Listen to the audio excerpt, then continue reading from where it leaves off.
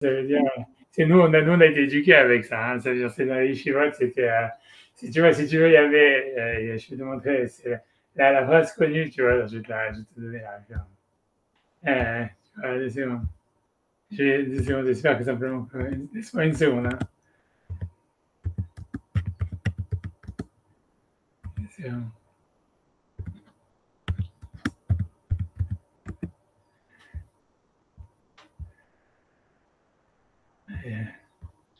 Elle m'a marqué 2 secondes, c'est incroyable. Regarde, 2 secondes.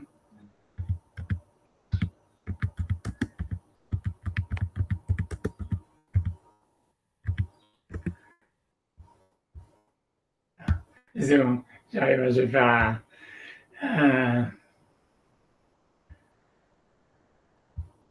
voilà, donc 2 secondes, je vais te mettre ça, je vais mettre ça.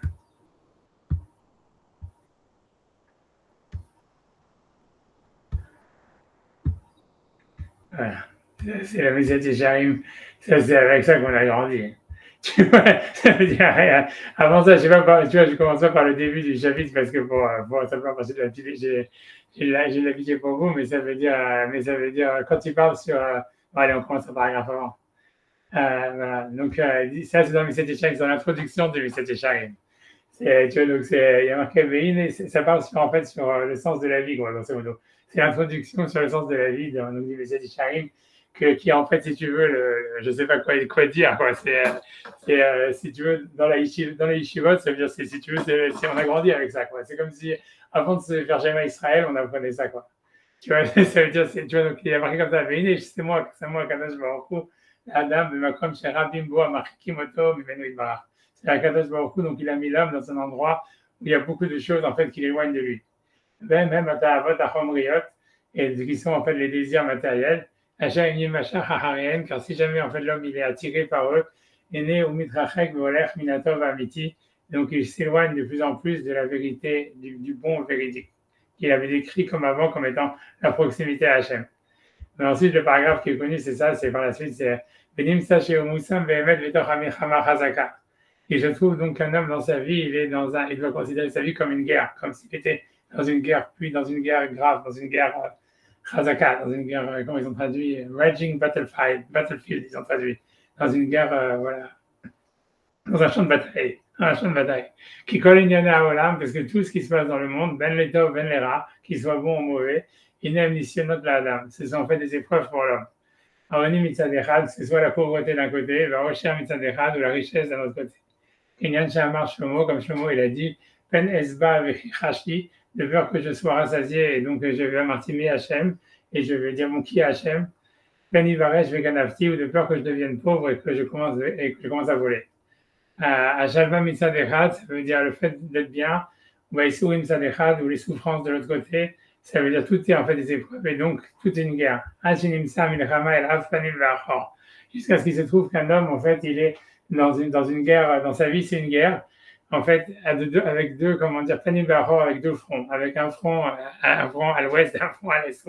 Un front, ça veut dire, il a deux fronts, le front de la richesse, le front du bonheur, et le front de la souffrance. Et dans les deux, en fait, ça veut dire c'est des épreuves. Et donc, c'est une guerre, quoi. Et après, ça veut dire, ça veut dire que si jamais, en fait, c'est le guerrier vaillant qui va gagner la victoire, qui va gagner la guerre de tous les côtés, sur tous les fronts, oui, Adam Hachalem, Hachayis, qu'il est avec le Boro. Donc, c'est celui-là qui va être l'homme parfait, qui va pouvoir se coller à son créateur. Et tu sais, Mina Prosdorazé, et il va sortir donc de ce, comment dire, de ce couloir qui est la vie de ce monde. Il connaît Betraklin et il va pouvoir aller dans le palais, Léor Boachaim, pour s'illuminer de la lumière des vivants. Donc ça, c'est un passage, mais si tu veux, à plein de fois, ça veut dire, mais ça veut dire, voilà, après ça dit, voilà, que tout dépend en fait de comment est-ce qu'on s'est battu. Ça veut dire, l'idée, c'est, tu vois, voilà, et suivant un homme, comment est-ce qu'il s'est battu, en fait, c'est par rapport à ça qu'il va avoir le salaire dans le là-bas, Ken Yasigyo, et Smarbo, etc. Mais ça veut dire que nous, dans la Yeshivot, on nous avait, tu vois, c'était un truc comme ça, tu vois, ça veut dire, je sais pas, je peux te montrer encore plein d'autres, tu vois, hein, ça veut dire, ça veut dire mais ça veut dire tout ça, tu vois, si je vais essayer de trouver encore des comme ça veut dire, et ça, c'est plus difficile à trouver, mais 2 secondes, je vais essayer de trouver,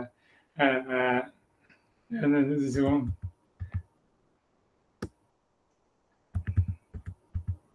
J'espère trouver, je ne sais pas, mais ça veut dire.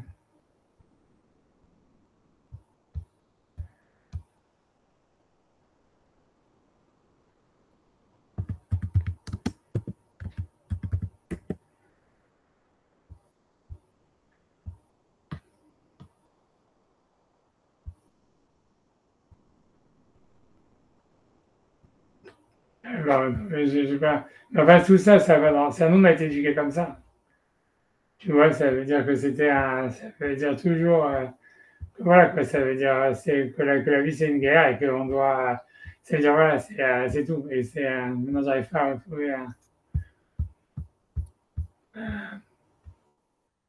Bon, mais ça veut dire. Non, je sais encore un dernier, après j'arrête.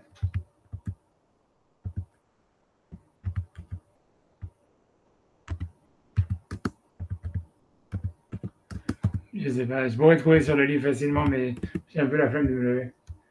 Ah.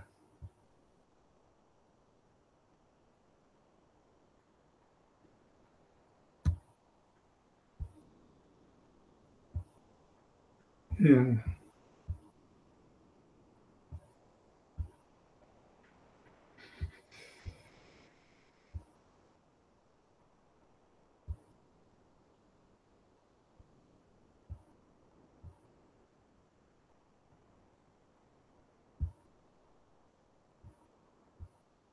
non.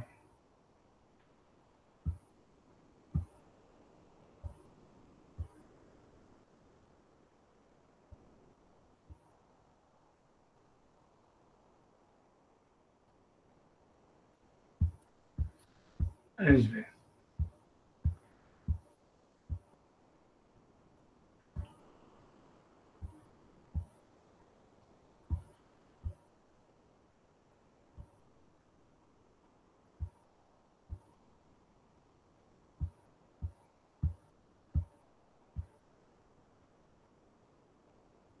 J'arrive pas à retrouver, mais bon, tu vois, grosso modo, plein de fois, c'est comparé. C'est voilà, c'est comme ça que nous, on a été éduqués, quoi. Ça veut dire à la base, quoi, je parle. Tu vois. Ouais, j'arrive pas à retrouver ça.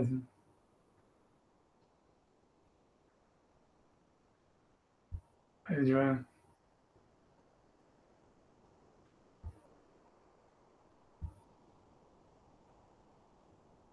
Je-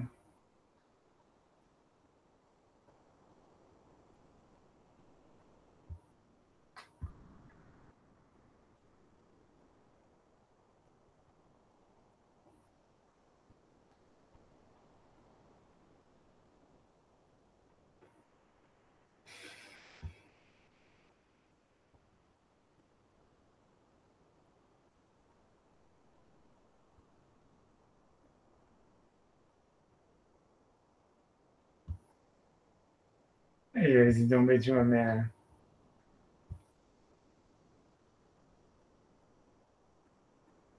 j'ai pas retrouvé. Mais bon, il y a beaucoup de choses comme ça.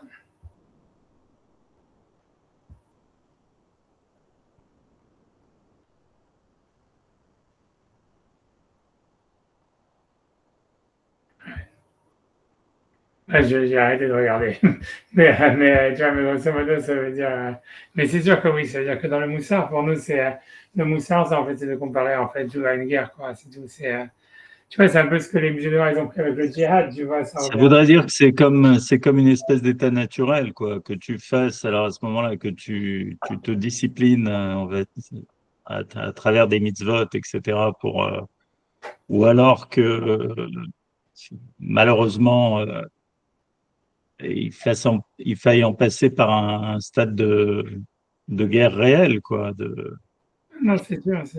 Si on tu va veux, dire, qui impose d'elle-même, en tout cas pour nous, si tu veux, qui impose ses contraintes.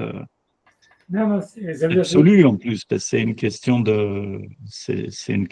si tu veux, c'est vraiment une guerre existentielle, comme on dit. Ça veut dire qu'il n'y a pas le choix, quoi. Tu peux pas vraiment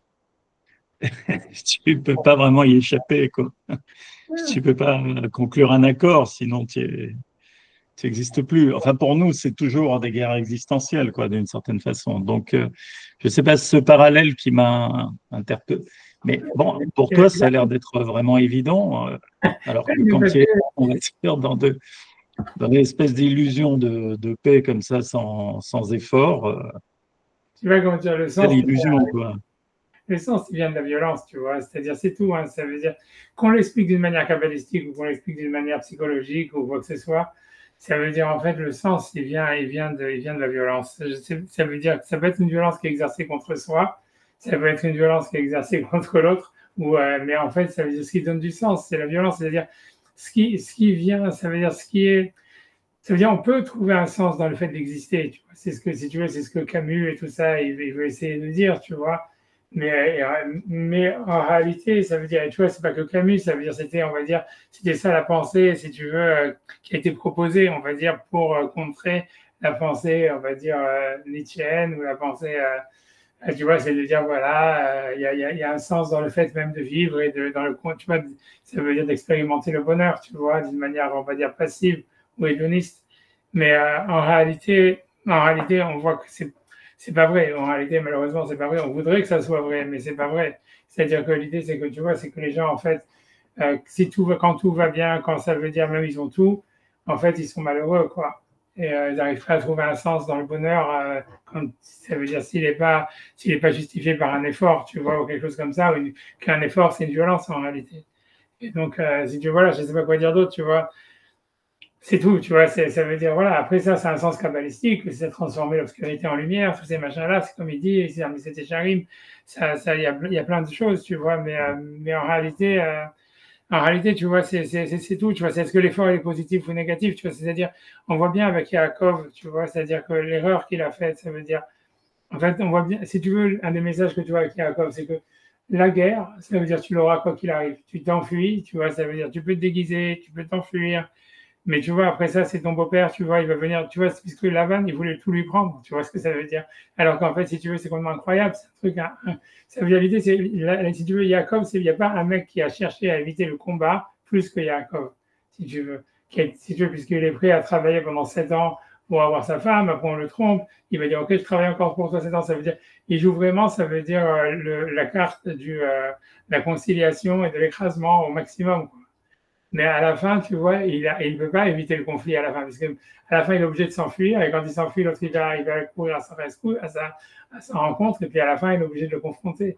Et puis tu vois qu'en fait, à partir du moment où il commence à confronter les gens au lieu de s'enfuir, quand il confronte Lavan, quand il confronte Esav, quand il confronte, tu vois, ça veut dire, c'est-à-dire que ce qu'il a confronté, en réalité, tout de suite, tu vois que pour lui, tout de suite, tout s'arrange, tu vois. Ça veut dire, c'est comme si en fait les gens, en fait, même avant même il n'a pas besoin de se battre en réalité. C'est-à-dire les gens, ils ont juste peur de lui et puis ils disent voilà, ça veut dire voilà, ils s'enfuient quoi, grosso modo, que ce soit les anges, que ce soit tout le monde. Mais tu vois, en fait, l'idée, voilà, c'est d'assumer en fait, tu vois, voilà, d'assumer le fait de vouloir se battre. Voilà, c'est surtout ça. C'est ça voilà, c'est tout. Mais c'était ça le but de Jacob. C'est pour ça qu'il est né en fait avec Esav, il se battait, il y a marqué dans le Midrash qu'il se battait avec Esav dans le ventre de sa mère.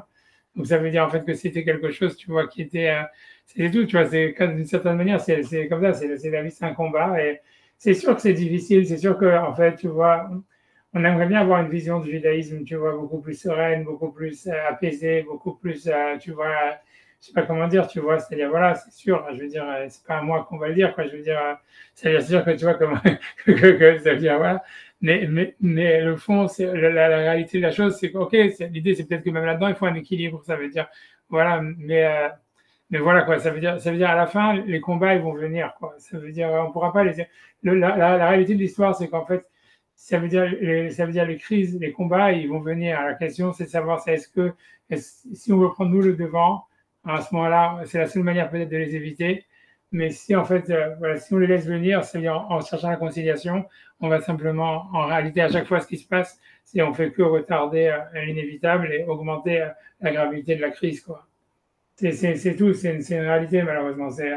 C'est comme ça. Ça veut dire, et ça veut dire, et ça fait partie du fait que ça fait partie du tikkun qu'on doit faire, quoi. C'est ça, si tu veux, et dans la Kabbalah et dans le Moussar, si tu veux, l'idée, c'est que les situations de crise, ça veut dire les situations de violence, ou de crise d'une manière générale, en fait, c'est des occasions que Hachem il envoie à un juif ou à un être humain pour l'obliger soit à prier, soit à faire la guerre, etc. Ou même, c'est-à-dire faire les trois, quoi, comme on voit avec Yaakov, soit les cadeaux, la guerre, etc.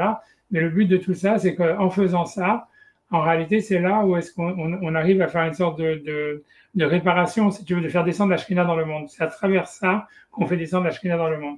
C'est-à-dire que on voit que si Yaakov, en réalité, lui-même, il a choisi de confronter Esav, il a fait tout ça, c'est-à-dire si cette confrontation n'avait pas eu lieu, les Shvatim, ils n'auraient pas été des tzadikim, il n'y aurait pas eu de continuation dans sa famille, etc. Et ça veut dire que voilà, c'est exactement comme l'idée des Juifs, que Hachem, il les fait revenir vers la mer Rouge, et ensuite il leur dit, voilà, maintenant, soit vous vous noyez, soit vous devez faire quelque chose. Il les met, alors qu'ils auraient pu partir directement. Il n'y avait rien qui les obligeait en fait à faire ce détour et à revenir là-bas. En fait, Hachem, il voulait une situation de crise pour qu'ils fassent ensuite la Shiratayam, pour qu'ils aient un dévoilement de la présence divine. On dit voilà que une Shifra, elle a vu sur la mer ce que même le Yechizkel Ben Bouzi n'a pas vu. Donc ça veut dire en fait que ces situations de crise, elles sont en fait ça veut dire l'occasion pour Hachem d'amener, en fait, si tu veux, un nouveau dévoilement de sa présence dans le monde à l'être humain, à l'homme, et c'est le tikkun de l'individu de les faire, tu vois.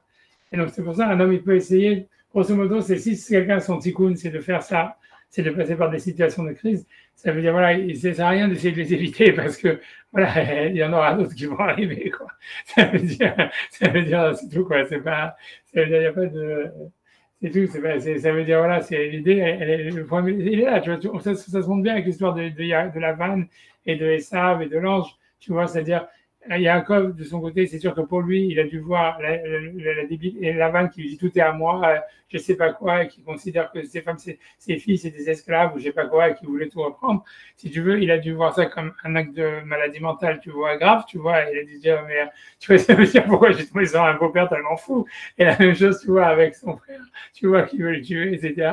Ça veut dire, en fait, tu vois, l'idée, mais le fait est que, la plus forte raison, quand il se fait attaquer par un ange, tu dis, non seulement, c'est vraiment, non seulement les humains qui sont cinglés, mais même les anges, tu vois. Et ça veut dire l'idée, c'est que le fait est que voilà, qu'en fait, ça veut dire la raison du combat, elle importe peu, tu vois. Ça veut dire, en fait, c'est des prétextes. Ça veut dire, ce qu'il faut, c'est le combat, c'est la violence, en fait. Tu vois, le reste, c'est que une explication de qu'est-ce qui va justifier la violence, qu'est-ce qui va justifier l'antagonisme et le combat. Parce qu'en fait, si tu veux, le combat, l'antagonisme, c'est ça ce que lui devait faire, tu vois. C'est-à-dire, c'était pas il avait un problème, il fallait chercher des solutions pour que tout le monde soit heureux. C'était en fait, pour une raison ou pour une autre, Yaakov, il suscitait l'animosité et l'antagonisme de certaines personnes, comme son beau-père, comme j'en sais rien, comme son frère, peu importe, tu vois, même son père, a priori, tu vois, puisqu'il n'avait pas l'air d'être tellement un grand fan. Et tu vois, ça veut dire, et voilà, après ça, tu vois, lui, il a dû se demander pourquoi, il a essayé, lui, il s'était se cacher, d'aller dans la yeshiva, de rester dans la tente en disant, OK, personne ne peut m'emmerder dans mon bureau et tout ça. Mais à la fin, tu vois, ça veut dire que les gens ils vont venir t'emmerder quand même. Tu vois, ça veut dire à un moment ou à un autre, tu vas devoir les confronter. Parce que si tu veux, Hachem, c'est ce qu'il veut, quoi, c'est tout, tu vois. Mais voilà. Qu'est-ce que tu veux que je te dise, tu vois, ça veut dire en réalité, voilà, ça veut dire ça importe peu, quoi, ça importe peu. Quelle que soit la raison, c'est un chose avec Israël, tu vois, je veux dire, tu dis, OK, on va aller en Israël, c'est un pays complètement merdique, il n'y a rien, tout ça, etc., c'est un tas de cailloux et tout, au moins personne va nous emmerder là-bas. Eh ben non, tu vois, mais ça rate pas, tu vois, même si jamais, en fait, tu pourrais aller, ils auraient pu aller, j'en sais rien, sur un endroit, n'importe lequel où il n'y a rien, et quoi qu'il arrive, on serait venu les emmerder, tu vois, ça veut dire, Israël, c'est un prétexte, tu vois, c'est tout, c'est comme ça, et le tikkun, c'est d'aller dans cette confrontation. Et voilà, et c'est en même temps, ça veut dire, alors c'est possible qu'on peut éviter la confrontation. Tu vois, ça veut dire si on fait une confrontation spirituelle et qu'on fait descendre la Shekhinah par ses efforts, alors on peut éviter, en fait, si tu veux, d'avoir à faire une confrontation physique, où on peut, en tous les cas, tu vois, on voit que c'est les deux, ça veut dire avec Yaakov, tu vois que c'était et les cadeaux, et la tfila, et la guerre, tu vois, et c'est tout la même chose, voilà. Qu'est-ce que je te dis, c'est tout comme voilà, je sais pas quoi dire d'autre, tu vois, mais c'est sûr que, voilà, quoi, j'en sais, moi, mes rabbanim, tu vois, ça veut dire, c'est ça la grande différence, si tu veux, la différence réelle entre, si tu veux savoir, entre ceux qui sont mystiques et ceux qui ne sont pas mystiques, C'est que tu vois, les gens mystiques, si tu veux, ils voient, contrairement à ce que les gens croient, c'est des gens en fait qui fuient en fait l'équilibre et la paix, tu vois. C'est en fait c'est des gens qui sont toujours, en tous les cas chez les Juifs, les mystiques, c'était des gens qui étaient toujours dans le, si tu veux, dans le combat intérieur, dans la recherche d'une violence envers eux-mêmes et envers ça veut dire, voilà, pour faire descendre justement, pour arriver à des niveaux de dévoilement envers Hachem, etc. Tu vois, ça veut dire, on voit bien qu'il y a une sorte de violence. Si tu veux, les gens qui sont pas mystiques, c'est des gens qui ont une vision plus apaisée de la relation au divin, quoi. Tu vois, ceux qui sont dans la halakha, etc., ils ont une relation plus apaisée.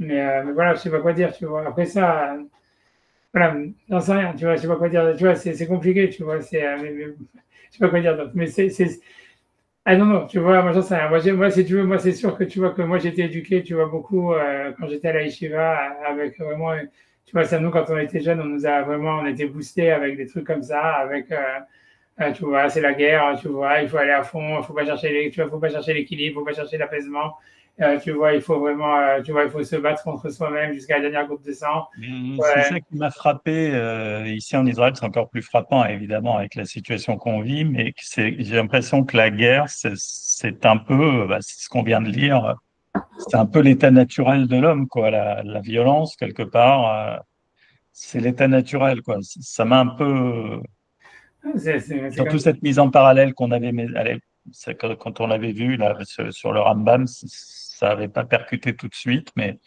de dire qu'on exempte le soldat comme ça des mitzvot quand il est au front, je veux dire, bon, c'est qu'il y a clairement, on va dire, voilà, c'est que la situation, en tout cas de la vie d'un juif, elle est clairement d'être dans un état de guerre. Alors vraiment, une guerre organisée, quoi. J'avais pas pensé le monde des mitzvot un peu comme ça, mais il y a certainement un côté armé, quoi, un côté militaire aussi. c'est sûr. Peut-être une façon de prévenir comme ça, au lieu d'avoir une guerre chaotique comme ça, ou quelque chose, d'avoir plutôt quelque chose d'organisé, quoi. Et de confronter ça d'une façon. On dirait qu'il y a une voie comme ça, deux chemins offerts, quoi. Ah, c'est pas, il y a tout ça. Ce qui est sûr, tu vois, c'est comme si tu parlais avec la partie de la semaine, et que je pense que Thierry parle plus assez de Shlichit, mais ça veut dire, tu vois, ça veut dire, ça veut dire, tu vois, parce que quand tu regardes, tu vois, les psukim, justement, qui sont, tu vois, avec l'opération là, de notre cher ami Am Kalavi, Yakoum, etc., voici un peu qui se lève comme un lion ou comme une hyène, en réalité, avec tous ces psukim-là qui sont en fait des psukim de Bilam, qui dit sur le peuple d'Israël. En réalité, quand tu regardes la Gemara, elle interprète tous ces psukim-là, en fait, comme parlant des Bnei Israël qui se lèvent tôt le matin pour aller à la tefila. Quand tu regardes la Gemara, c'est comme ça qu'elle interprète. Et tu vois clairement, en fait, c'est sûr qu'il y a un lien. Ça veut dire, c'est hyper, hyper étonnant que les Juifs, ça veut dire, ils ont une armée puissante, alors que ça fait 2000 ans qu'ils n'ont pas eu d'armée, tu vois. Ça veut dire qu'ils n'ont aucune tradition là-dedans. Ça veut dire qu'avant avant le Beth Amikdash, tu vois ce que je veux dire? Tu vois, ça veut dire, c'est comme si, tu vois, je veux dire, ça veut dire, et même à l'époque du Beth Amikdash, on a l'impression, tu vois, que ça veut dire, on n'a pas, ça veut dire, c'est hyper étonnant, tu vois, c'est ta galère, tu vois, le livre d'Albert Cohen aussi, je sais plus dans quel livre, où il dit, tu vois, quand il va, je sais plus si c'est dans les carnets ou je sais pas quoi, que lui-même, il est hyper impressionnant de dire, mais d'où elle sort ses armées, tu vois, ça veut dire d'où ça sort, tu vois, ça veut dire une discipline militaire chez les Juifs, ça veut dire, pour lui, c'est un truc complètement, tu vois, que jamais t'aurais cru ça, tu vois. Même, il y a plein d'autres choses comme ça. Je me rappelle qu'il y avait j'ai oublié quel tsar qui avait voulu, qui aimait beaucoup les juifs, etc., et qui avait voulu faire une compagnie de cosaques associée parce que toujours il y avait les chassidim, etc., et que donc il avait demandé à des chassidim de trucs pour qu'ils fassent l'entraînement militaire avec les cosaques et tout ça. Et au bout de 6 mois, aux années, il a été complètement désespéré, en disant il n'y a aucun espoir, tu vois. Ça veut dire de faire des soldats avec ces mecs-là, etc. Mais ça veut dire, ça veut dire, mais le truc, c'est que tu vois, mais je pense, c'est certain, à mon avis, c'est sûr et certain, ça veut dire que ça veut dire que la discipline, ça veut dire le fait que les Juifs, ils ont en eux un côté comme ça, on ne peut pas l'enlever, ça veut dire, c'est aussi incroyable que ça soit, ça veut dire ils ont un côté en eux militaire. Ça vient en fait que la tefila, tout ça, etc., la choule, le minyan, tous ces trucs-là, en fait, il y a quelque chose en fait qui est, tu vois, génétiquement, et c'est ce que le Midrash il veut dire dans l'histoire des brachot de Bilam, que le Ineam, que la vie Yakum, Karidinasa, c'est faire le schéma le soir, faire le schéma la nuit, aller à la synagogue, aller au cours de Torah, tout ça, c'est en fait, tu vois, c'est militaire, tu vois, c'est nous, on nous a appris toujours comme ça. Ça veut dire que quand on étudie la Torah, ça va être Kavata Etim la Torah, ça doit être fixe. et ça va être une discipline, et c'est, tu vois, c'est militaire, tu vois. Mais ça veut dire, je pense que les Juifs, ils ont eu ça depuis, depuis toujours. Donc, ça veut dire, c'est dans ces 2000 ans, en fait, la discipline militaire ou le sens de l'armée. Tu vois, je pense que même, tu vois, aussi débile que ça a l'air, tu vois, mais quand tu vas dans une choule, si tu regardes, même si c'est le foutoir et tout ça, etc., il y a quand même, tu vois, c'est un peu comme dans l'armée israélienne, mais ça veut dire, mais n'empêche qu'il y a quand même un sens, tu vois, il y a un sens commun, tu vois. Il y a une discipline naturelle. Il y a une Voilà, discipline ça naturelle. parle jamais Il faut vraiment que en vue. chacun est responsable de la discipline. Si tu veux. Ça Voilà, ne dévie pas. Ça a pareil, l'air d'être le bordel, mais en fait, non, ça ne mais en fait, dévie non, pas en fait, d'une non, en fait, virgule. non, en fait, non. Ça veut dire, je pense qu'il y a un sens, tu vois, surtout, je pense que ce qui est important, moi, je ne suis pas du tout, j'ai jamais été dans l'armée, ni rien du tout, mais, donc j'ai aucun sens, je vais dire des âneries totales, mais selon ce que j'ai l'impression, moi, selon ce que je comprends, ce que je comprends le plus, moi, par exemple, tu vois, ce que je connais le plus proche de l'armée, c'est le football, tu vois, c'est que dans le sens, c'est qu'il y a une sorte de, je pense que dans l'armée, c'est pas l'idée de simplement d'écouter les ordres qui est important. Je pense que ce qui va rendre une armée performante, c'est le fait qu'il y a un sens, en fait, il y a une distribution, tu vois, de la responsabilité. Il y a une sorte de, tu vois, de responsabilité commune. Et il y a une sorte, si tu veux, où chacun, en fait, il prend comment dire, du leadership, si tu veux. C'est comme si tu veux, je sais pas comment expliquer, tu vois, c'est ça, c'est comme si le leadership, il est fragmenté. Tu vois, je pense que si tout tient sur un capitaine et que le capitaine après il meurt ou il a un problème, etc., tout est foutu, tu vois. Mais en fait, je pense que, tu vois, je pense que la différence que tu vois très clairement quand tu vas dans une église ou quand tu vas dans une synagogue, c'est qu'en fait, c'est vrai que clairement au niveau de la discipline, tu peux dire dans une église, il y a plus de discipline que dans une synagogue. Mais là où tu vois le truc, c'est qu'en fait, c'est que tout tient sur une personne ou deux personnes. Et puis si ces deux personnes, tu les enlèves, hop, tu vois, tu peux être sûr que tout le monde s'en va ou j'en sais rien, il n'y a plus rien, tu vois. Alors que tu vois, ça veut dire ça veut dire dans une synagogue, c'est clair qu'en fait, tu vois, ça veut dire le rabbin ou le tout, tu vois, personne, ça veut dire en fait, le pouvoir, il est largement plus divisé, on va dire. Mais il y a un sens commun quand même de, tu vois, ça veut dire on est quand même responsable de faire venir un office du début jusqu'à la fin, d'essayer de soigner, etc. Si tu veux, il y a un sens commun du devoir ou je sais pas comment dire, du leadership qui est plus divisé, qui est plus fragmenté et qui, à mon avis, dans l'armée, ça doit être très, très utile, ça doit être quelque chose qui doit être très, si tu veux, comment dire, très performant, très une grande performance au niveau militaire, parce que même si jamais il y a des soldats qui tombent, il y a ça, il y a ça, il y a ça, tu vois tout de suite, ça se reforme avec ceux qui restent, on continue, tu vois un truc comme ça, ou si jamais, tu vois, alors que, tu vois, j'imagine que, voilà, c'est ça ce que je veux dire, je pense, donc il y a un côté militaire, je pense, tu vois, qu'on retrouve dans les synagogues. C'est pas la discipline en elle-même, tu vois, mais je pense que c'est un sens, justement, d'une responsabilité partagée, d'une sorte, justement, de fragmentation du leadership, quelque chose comme ça, tu vois. La preuve de ça, tu vois, c'est vrai, quand je parle du football, c'est que, tu vois, c'est quand ils ont voulu faire, tu vois, les équipes du football au Japon, et dans les pays asiatiques, tu vois, ça n'a jamais tellement marché parce qu'en fait, si tu veux, bien que les types, si tu veux, ils étaient super réglés en équipe, beaucoup mieux que les Européens, parce qu'ils ont un sens, si tu veux, de l'équipe et du commun plus développé. Mais en fait, personne ne voulait prendre des initiatives. Et donc, à la fin, ils marquaient jamais de but, tu vois. Mais c'est vrai, tu vois.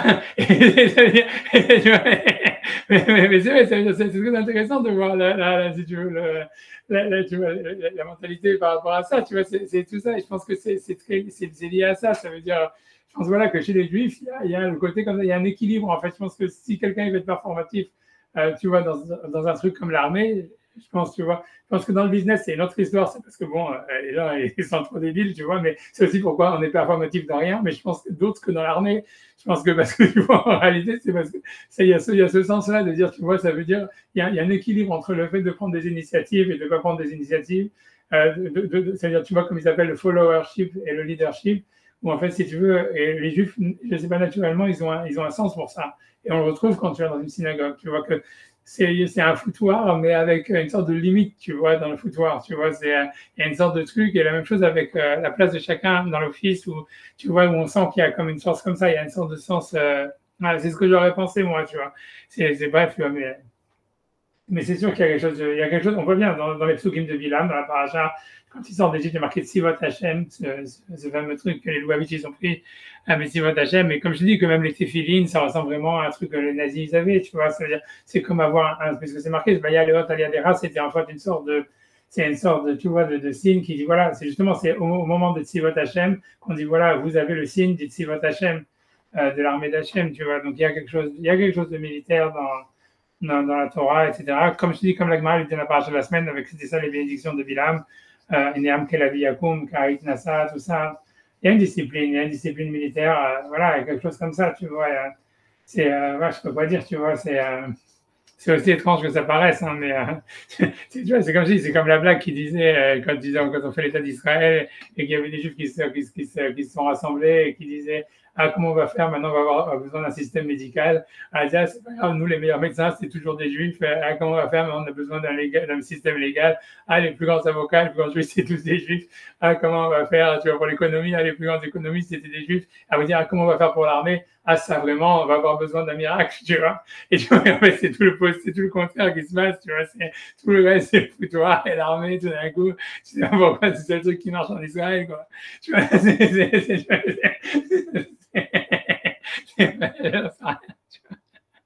c'est étonnant, c'est hyper étonnant. Je te promets que c'est sûr que c'est hyper étonnant, mais c'est clair qu'en fait, ça veut dire, tu es obligé de te dire, hein, l'idée c'est qu'en fait, c'est ça, c'est qu'en fait, je pense que dans la religion juive, il y a quelque chose, tu vois, de militaire, tu vois. Je sais pas, tu vois, j'en sais, tu vois, ça se voit chez les catholiques et tout ça, qui c'est qui va à la messe, combien de fois ils y vont, ce jour à des horaires hyper faciles, tu vois, il n'y a pas besoin de se lever au slichot, il n'y a pas un concept comme ça, tu vois, c'est tout ce qui est, tu vois, je veux dire, c'est tous ces machins-là, tu vois, mais dans ça, je dirais, voilà, c'est ce que je peux penser. Mais en plus de ça, que c'est clairement un combat, tu vois, je veux dire, même quand tu regardes la Gemara, tu vois, etc., tu vois, c'est tous les dialogues, c'est des agressions, si tu veux. Ça veut dire, c'est pas des agressions, mais ça veut dire, on voit bien, voilà, il y a une confrontation à chaque fois. Ça veut dire, voilà, ça aussi, c'est quelque chose de militaire. Les Juifs, ils sont quand même confrontationnels, je sais pas comment ça se dirait, confrontationnels. Ça veut dire qu'ils cherchent la confrontation, et ça depuis la Gemara, tu vois, ça c'est clair, tu vois. Ils n'ont pas ce côté, comme j'ai dit, Yaakov. Je pense que Yaakov, comme le Zohar dit, c'est l'exception chez les Juifs, tu vois. Ça veut dire Yaakov, c'est l'exception. C'est beaucoup plus des Lavan que des Yaakov, quoi. C'est pour ça que Hachem, il voulait qu'ils se marient avec les filles de Lavan et tout ça, parce que, si tu veux, l'idée, c'est que, voilà, des mecs comme Yaakov, ça veut dire qu'ils peuvent pas tenir dans le monde, tu vois. Ils ont besoin d'une ossature, et cette ossature, c'est Lavan. Et que les filles, on voit bien que les matriarches, elles étaient plus Lavan que Yaakov, quoi. Et c'est ça l'histoire, tu vois. Et après, avec les enfants, on le retrouve, tu vois. Tu vois, ça veut dire les enfants, ils sont plus Lavan que Yaakov, et c'est pour ça qu'ils disent c'est mes enfants et tout ça, quoi.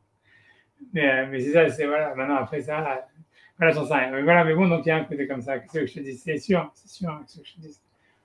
Et si tu vois des mecs comme le général de Gaulle et tout ça, et flipper des juifs, ça veut dire que tu vois, alors que c'était un mec militaire, jamais eu plus militaire que lui dans le monde. Tu vois, ça montre qu'en fait, ouais, il a senti quelque chose, tu vois. Moi, j'étais super étonné quand il dit un peuple dominateur et tout ça. Les mecs qui viennent de se faire brûler à 6 millions et tout ça, etc. Et, tu vois, ils ont dit, il n'y a pas plus des agneaux pires que ça, tu vois, c'est comme des agneaux qui sont partis à l'abattage. Et toi, tu dis un peuple dominateur et je sais pas quoi. Et tu sors ça, tu vois, c'est quoi ton exactement, c'est quoi, ça sort toutes sortes de tu sors ce délire.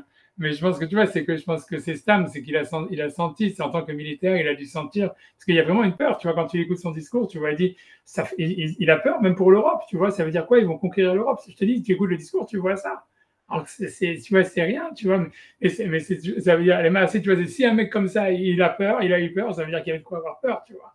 Et l'histoire, elle semble lui donner raison, tu vois, puisque voilà, je veux dire, ça veut dire c'est très difficile, tu vois, rarement l'armée d'Israël qui perd une bataille, hein. C'est tout.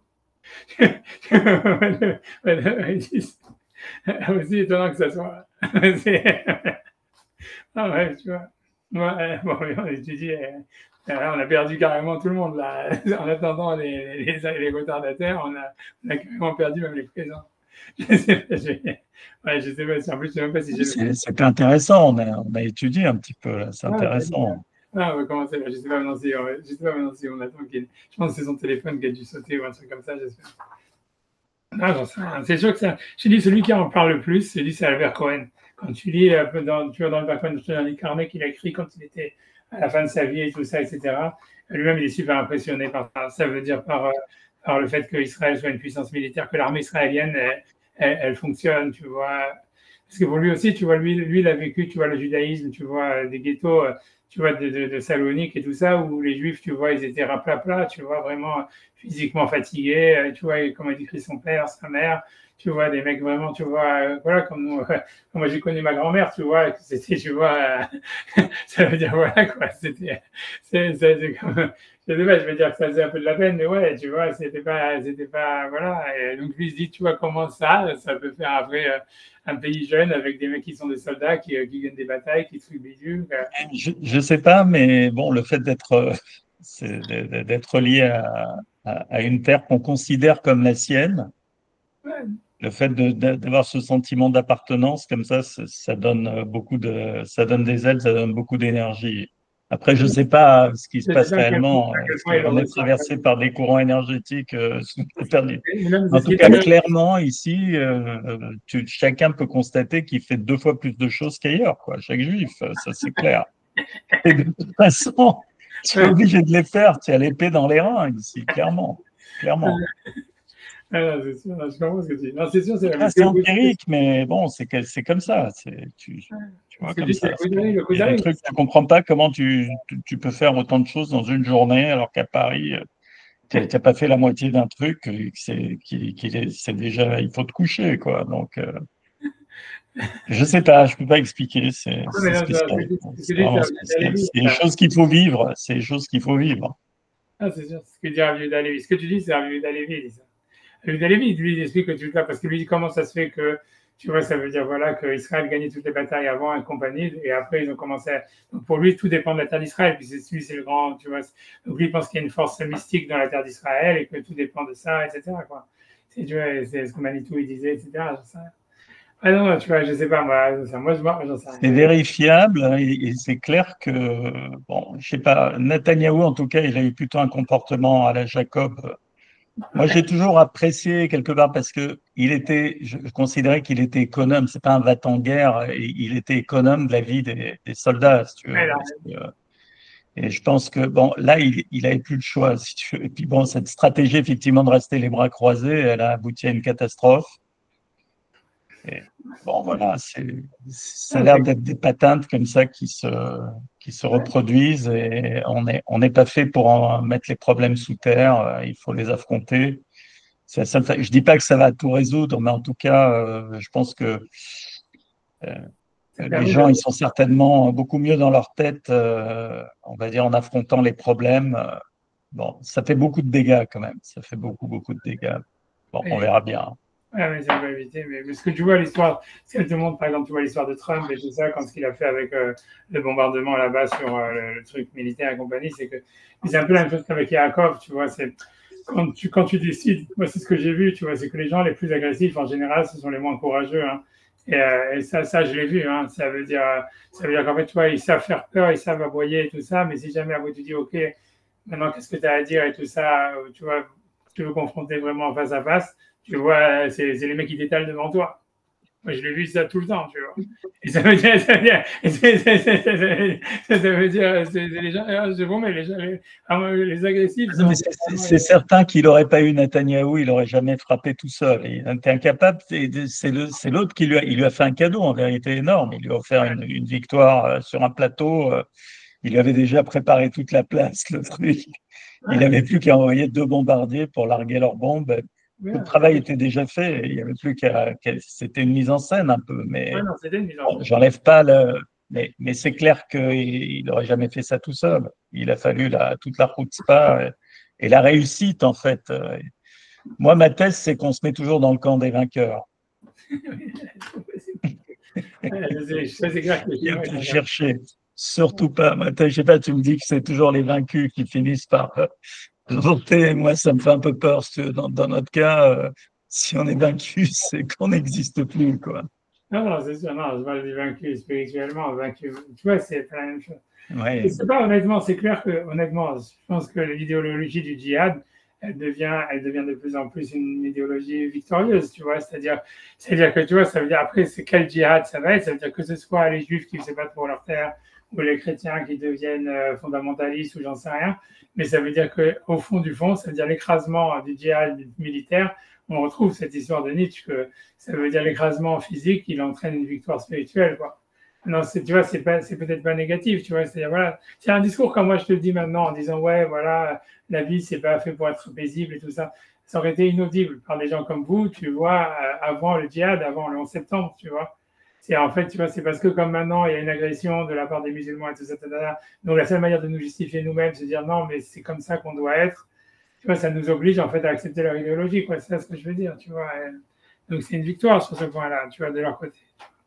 Mais voilà, nous, j'en sais rien, je sais pas quoi dire, tu vois, j'en sais rien, mais bon, le shalom, c'est compliqué. Le shalom, c'est pas, c'est l'idée, ce qu'il faut comprendre, c'est que le shalom, c'est pas, c'est un équilibre et c'est pas un état passif, tu vois, c'est ça l'histoire. Ce qu'il faut vraiment comprendre, c'est que le shalom, c'est un équilibre entre des énergies, entre des forces qui s'opposent, et cet équilibre, il n'est pas en fait, il n'est pas atteint d'une manière naturelle. C'est pas, ah voilà, on est tous heureux et on voilà en train de, j'en sais rien, comme la colonne Passou qui dit, sous notre figuier, sous notre machin, on est en train de dire des louanges à Hachem ou des trucs comme ça. C'est pas ça le shalom. Le shalom, c'est en fait, c'est qu'il y a un conflit, ça veut dire, il y a un conflit d'intérêts, il y a une confrontation, mais on trouve un équilibre dans cette confrontation. On trouve, tu vois ce que le Maral, quand il parle sur le shalom avec le shin, qui dit c'est ça, ça qui symbolise les trois lettres, les trois trucs du shin, c'est comme c'est une balance, il y a deux opposés, deux extrêmes, avec ça veut dire un vav au milieu qui fait en fait l'équilibre entre les deux extrêmes. Mais donc c'est toujours quelque chose qui est complètement en devenir, quoi. Le shalom, c'est pour ça qu'il faut dire, quand on dit à quelqu'un, l'erfele shalom, va vers la paix, et on ne dit pas l'erbe shalom, tu vois, c'est-à-dire que quand quelqu'un il a dit, je ne sais plus, l'erbe shalom, il a dit, il est parti, il est mort, c'est vrai que moi, toujours, quand quelqu'un se sépare de son ami, il doit toujours va l'erbe shalom, c'est très les shalom, et jamais dire bé shalom, parce que les shalom, c'est toujours quelque chose qui est en devenir, et qui est, en fait, tu vois, c'est l'acceptation d'une confrontation, et la recherche d'un équilibre, tu vois, dans cette confrontation. C'est ça le shalom. Tu vois, c'est ça le. J'en sais rien, c'est ce que je dis. J'en sais rien, de bêtises. Parce que je suis un expert en shalom parce que je suis tellement habitué à me battre avec ma femme que, tu vois, je suis obligé de faire des accords de paix parce que les soins, tu vois.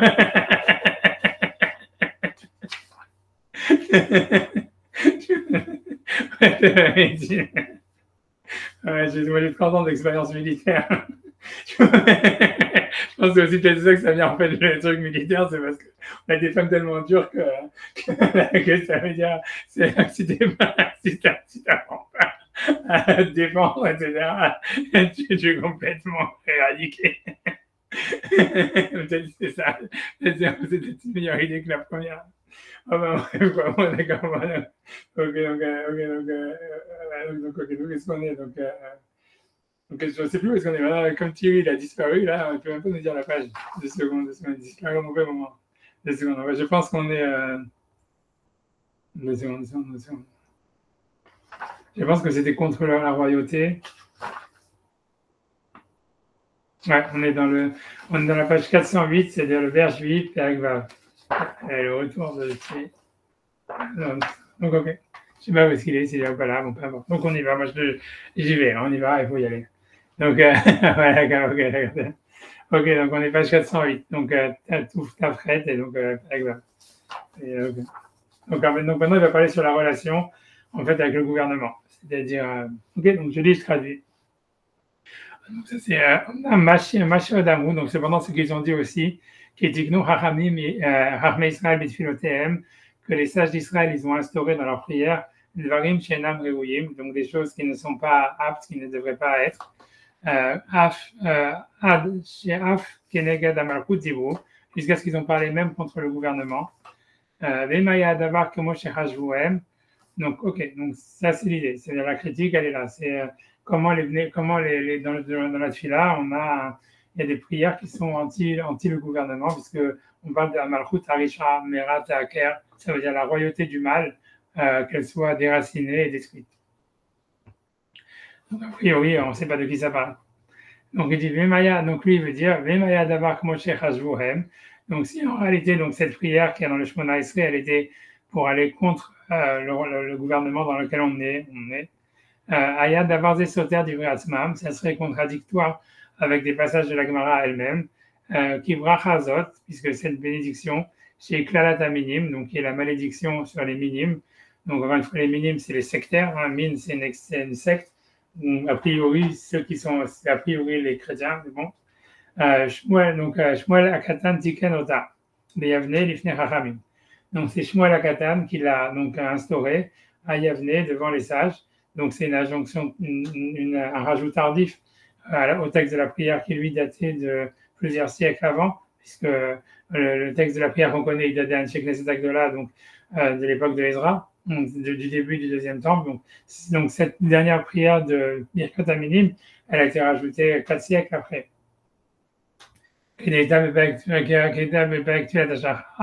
Comme ça a été écrit dans la prière de Tfilat HaShachar, Mishnah Brura, Shnuya B'Masechet Avot. Et donc c'est une Mishnah, alors qu'il y a une Mishnah claire dans le traité de Avot qui dit Evi Mitpalel Bishlomar Shel Malchut, donc fais la prière pour la paix de la royauté, ou que ça soit la paix dans la royauté. Chez le Malé Moraa, parce que si ce n'était pas parce que les gens ont peur du gouvernement, Ishetre ou un homme, son ami, Chaim Balaou, ils avaleraient vivants. Donc voilà, donc c'est clair que ce qu'ils ont dit, soit fasse la prière sur la paix de la royauté. L'intention, ce n'est pas de parler de la royauté d'Israël. Parce que si c'est ainsi, on n'aurait pas eu besoin de donner une raison. Chez le Malé Mora, Ish et Chaim Balaou. Si ce n'était la crainte de la royauté, chacun s'avalerait vivant. Chez le Malchut Israël, puisque sur la royauté d'Israël, il faut toujours faire la prière.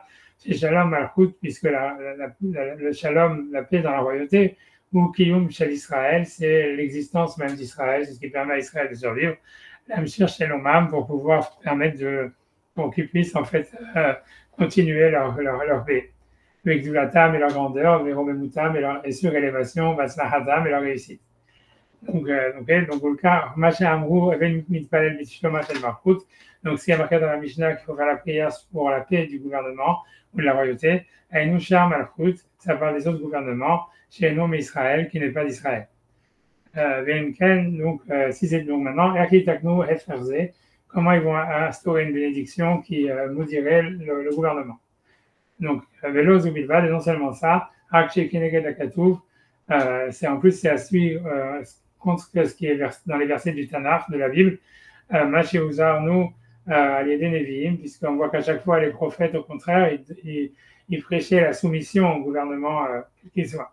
Mashéouzarnou Aliédé Nevi'im, Sheshtanou Lepel, Bishalom al-Malchut, qu'on doit faire la prière pour la paix des royaumes, Asher Iglin ou Shama, dans lequel nous avons été exilés, Shegar Katou Aliédé Nevi'im Yahu, comme c'est parce que ça c'est écrit dans le prophète Jérémie, Koamar Hashem Sevakot Eloké Israël, ainsi a dit Hashem, le Dieu des armées, le Dieu d'Israël, et Kol Agola Asher Igletim Yerushalayim Bavela, tous les exils que j'ai exilés à Jérusalem, de Jérusalem vers Babel, Banu Batim, ça veut dire construisez des maisons, Veshavu Benatou Ganot, et revenez et plantez des jardins, Varklou et Kiriam, et mangez leurs fruits, Kehun Hashim, mariez-vous, Volidou Banim, ayez des enfants, des garçons et des filles, Vekrou les Vnechem Nashim, et mariez-vous aux enfants, et Benodechem Zinu la Nashim, ok, bref, Betelena Banim ou Banot, qui eux ont aussi des enfants, Vera Boucham, et multipliez-vous là-bas, Valtimatou, et ne vous amoindrissez pas, Vedirchou et Shalom Aïr, et donc cherchez la paix de la ville, Asher Eglit Yetrem Shama, de l'endroit où je vous ai exilé. Veitpalelu Ba'ada el Hashem, et priez pour cette ville, on va dire, vers Hashem, Ki Bishloma Iyu Lachem Shalom, car c'est quand elle sera en paix que vous aurez la paix. Donc voilà, ça c'est un passage dans Jérémie. Il y en a plein comme ça, quoi. Ça veut dire, parce que Jérémie, en fait, il n'est pas du tout c'est le contraire d'un nationaliste, quoi.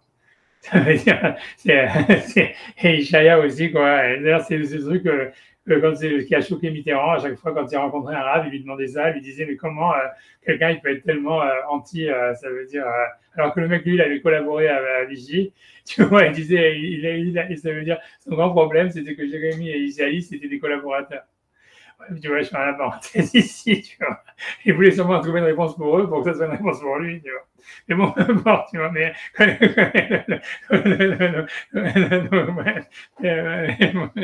pas ce que tu dis, termine. C'est déjà un bel effort qui se pose la question, quoi, le gars. Non, et même il a écrit dans, moi je l'ai lu parce que dans un de ses mémoires ou un truc comme ça, tu vois, et que ça a été rapporté après par je sais plus, Jean Daniel, tout cela.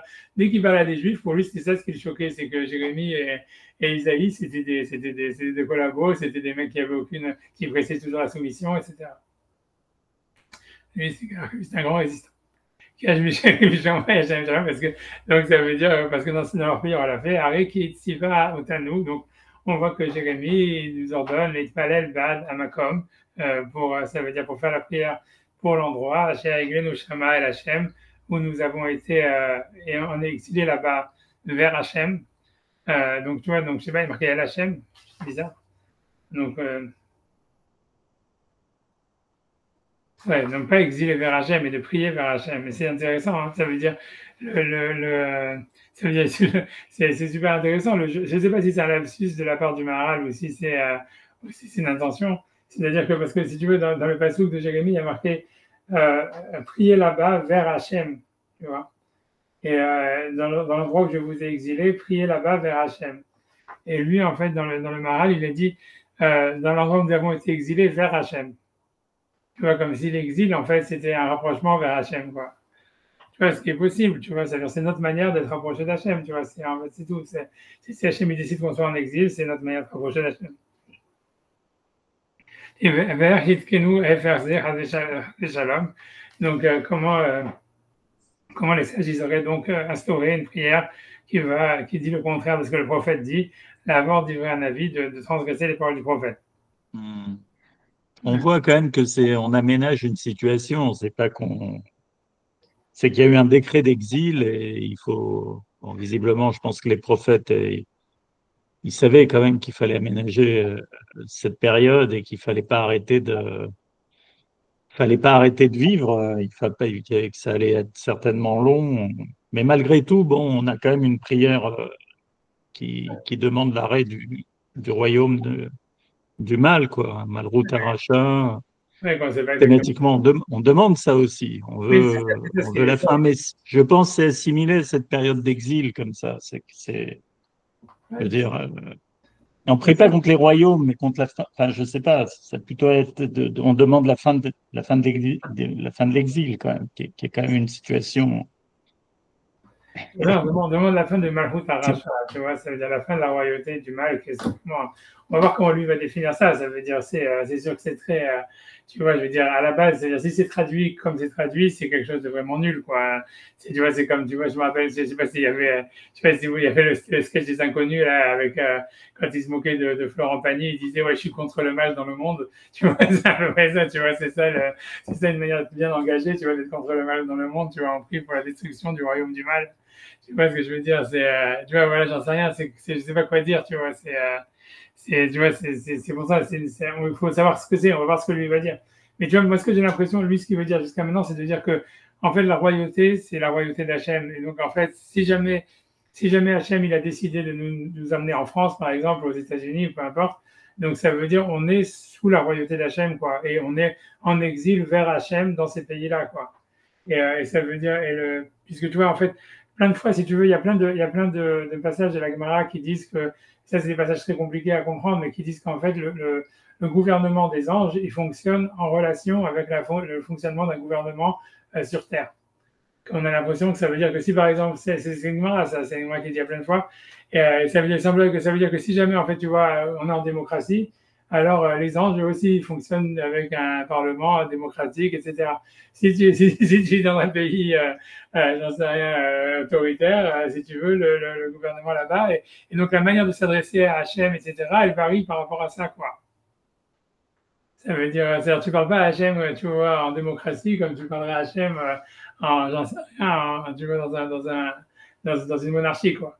Et c'est l'Agmara qui dit ça, c'est très étonnant, tu vois, mais moi je pense que ça veut dire ça, c'est que en fait, le pays dans lequel on est en exil, l'endroit dans lequel on est, c'est Hachem qui veut qu'on y soit, et donc en fait ça représente en fait sa royauté, si on veut, et en fait l'idée c'est que le système, ça veut dire, parce qu'en fait, ça veut dire l'idée de la royauté en général, quand on regarde qu'est-ce que toujours, dans la Kabbale, même d'une manière midrashique, quand on regarde, tu vois, c'est quoi? C'est toujours la royauté, c'est quelque chose de très holistique, si on veut. C'est-à-dire, c'est quelque chose qui est, tu vois, pour donner un exemple, à chaque fois je vais répéter ça, mais c'est-à-dire, on dit, tu vois, que David Ameller, il avait des beaux yeux, tu vois, c'est marqué Yefé Naïm, Betov Roi.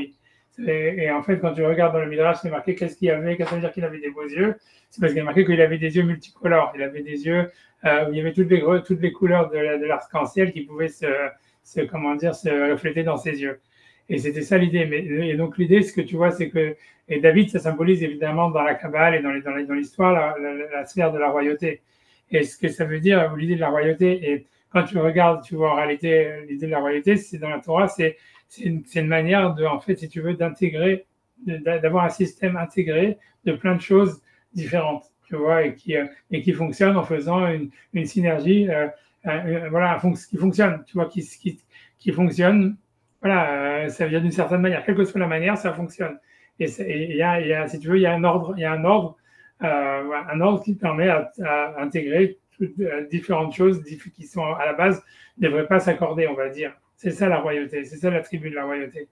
Et donc l'idée c'est que voilà, donc ce que je veux dire c'est que n'importe quel gouvernement dans lequel on est en exil, en fait il a son système, tu vois, il fonctionne du fait même qu'il existe. Ça veut dire quelle que soit l'idée, ça veut dire même la France, j'en sais rien, même s'il y a plein de, j'en sais rien, même en Amérique, où quand il y a des révoltes, quand il y a tout ça, etc., même les révoltes, elles font partie du gouvernement, ça veut dire, ça fait partie du système, tu vois, mais ça veut dire grosso modo, le gouvernement, il est capable d'intégrer le système, l'opposition, d'intégrer d'intégrer tout ce qu'on veut, et au fond, c'est un système qui fonctionne, quel que soit le système.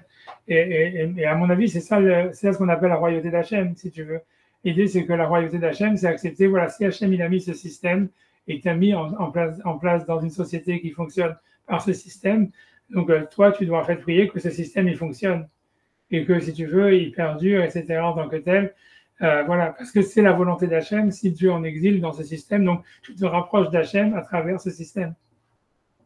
Tu vois, c'est quelque chose comme ça, tu vois, c'est comme si le système politique, ça veut dire, tu vois, c'est ça ce qu'il faut comprendre, ça veut dire, c'est que le système politique, il y a un côté, tu vois, c'est ce que Rav Kook disait, mais ça a été mal compris, tu vois, à mon avis, par Rav Kook, c'est de dire que, ça veut dire que c'est un côté hegelien, comme Hegel, il disait, tu vois, que l'État, c'est Dieu. Il y a, ça veut dire dans la Kabbale, ça veut dire, le concept n'est pas, on va dire, si farfelu que ça, on va dire, c'est de dire que ça, dans le judaïsme, ça n'existe pas. C'est pas vrai, ça veut dire, Rav Kook, il avait raison de dire que, et ça veut dire, et c'est pour ça que Rav Kook, lui, et tous ceux qui sont sionistes, etc., eux, ils croient, ils font tout ce que l'État dit parce que pour eux, l'État, c'est Dieu, et c'est basé sur la philosophie hegelienne, et c'est basé, en fait, en pensant que, parce que Rav Kook, il a trouvé dans Hegel, ça veut dire dans la Kabbale, si tu veux, des relents, des sources à ça, et c'est à ce que je vous dis, quoi, c'est on voit que la royauté, en fait, c'est un système intégré, que si tu veux, Dieu s'exprime à travers le système de l'univers, le système, et donc chaque gouvernement, en réalité, c'est une expression du système, en tout cas, c'est la volonté de Dieu de régir, en fait, le système du système dans lequel on est, quoi. Comme de la même manière que les lois de la nature, les lois de la physique, c'est la royauté d'Hachem, parce que c'est un système dans lequel Hachem, il a exprimé sa volonté, ou quelque chose comme ça, que ça soit comme ça veut dire voilà qu'il y a la pesanteur, qu'il y a tout ça, etc. Donc c'est la royauté d'Hachem. De la même manière, un système politique, c'est l'expression de la volonté d'Hachem, et c'est un système voilà, voilà. Et donc nous, ce qui représente sa volonté, quoi.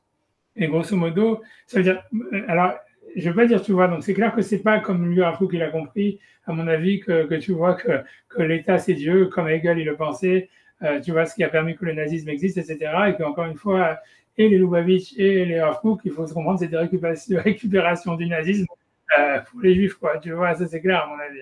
Ça veut dire, alors Lubavitch, il a repris le culte de la personnalité de Hitler, et les jeunesses hitlériennes et tout ça, et c'est les mouvements de jeunesse, l'organisation, et Rav Kook, il a pris le côté de la philosophie. On est en train de parler sur le gouvernement. Je vais mettre les luttes pour enlever l'ego. Voilà, merci beaucoup. Et voilà, donc en tous les cas, donc on y va. Donc bref, mais ça veut dire, donc ce que je veux dire, ça veut dire que le gouvernement, c'est une représentation d'Hachem, que la royauté d'Hachem, elle fonctionne en fonction du gouvernement. Ça veut, à mon avis, ça ne veut pas dire que ce que l'État dit, c'est Dieu qui le veut, c'est Dieu qui dit, que Dieu, la nation représente Dieu. Je pense encore c'est autre chose. Ça représente, tu vois, ça veut dire, à mon avis, ça veut dire que ça représente l'endroit, tu vois, il n'y a pas l'endroit dans lequel, en fait, on doit évoluer, quoi. Le contexte dans lequel on doit évoluer. Ça veut dire, on ne doit pas avoir une sorte de la même manière qu'en réalité, voilà, ça veut dire, OK, il y a les lois de la physique, et en fait, tu travailles avec les lois de la physique, tu peux pas demander à Hachem, je sais pas, de voler, j'en sais rien, je sais pas quoi dire d'autre, c'est-à-dire de ne pas être abstrait aux lois de la physique, mais tu dois évoluer avec les lois de la physique et tu dois dire, je vais faire mon travail, ce que je veux faire à travers les lois de la physique en utilisant les lois de la physique pour faire, je sais pas, chauffer de l'eau ou j'en sais rien.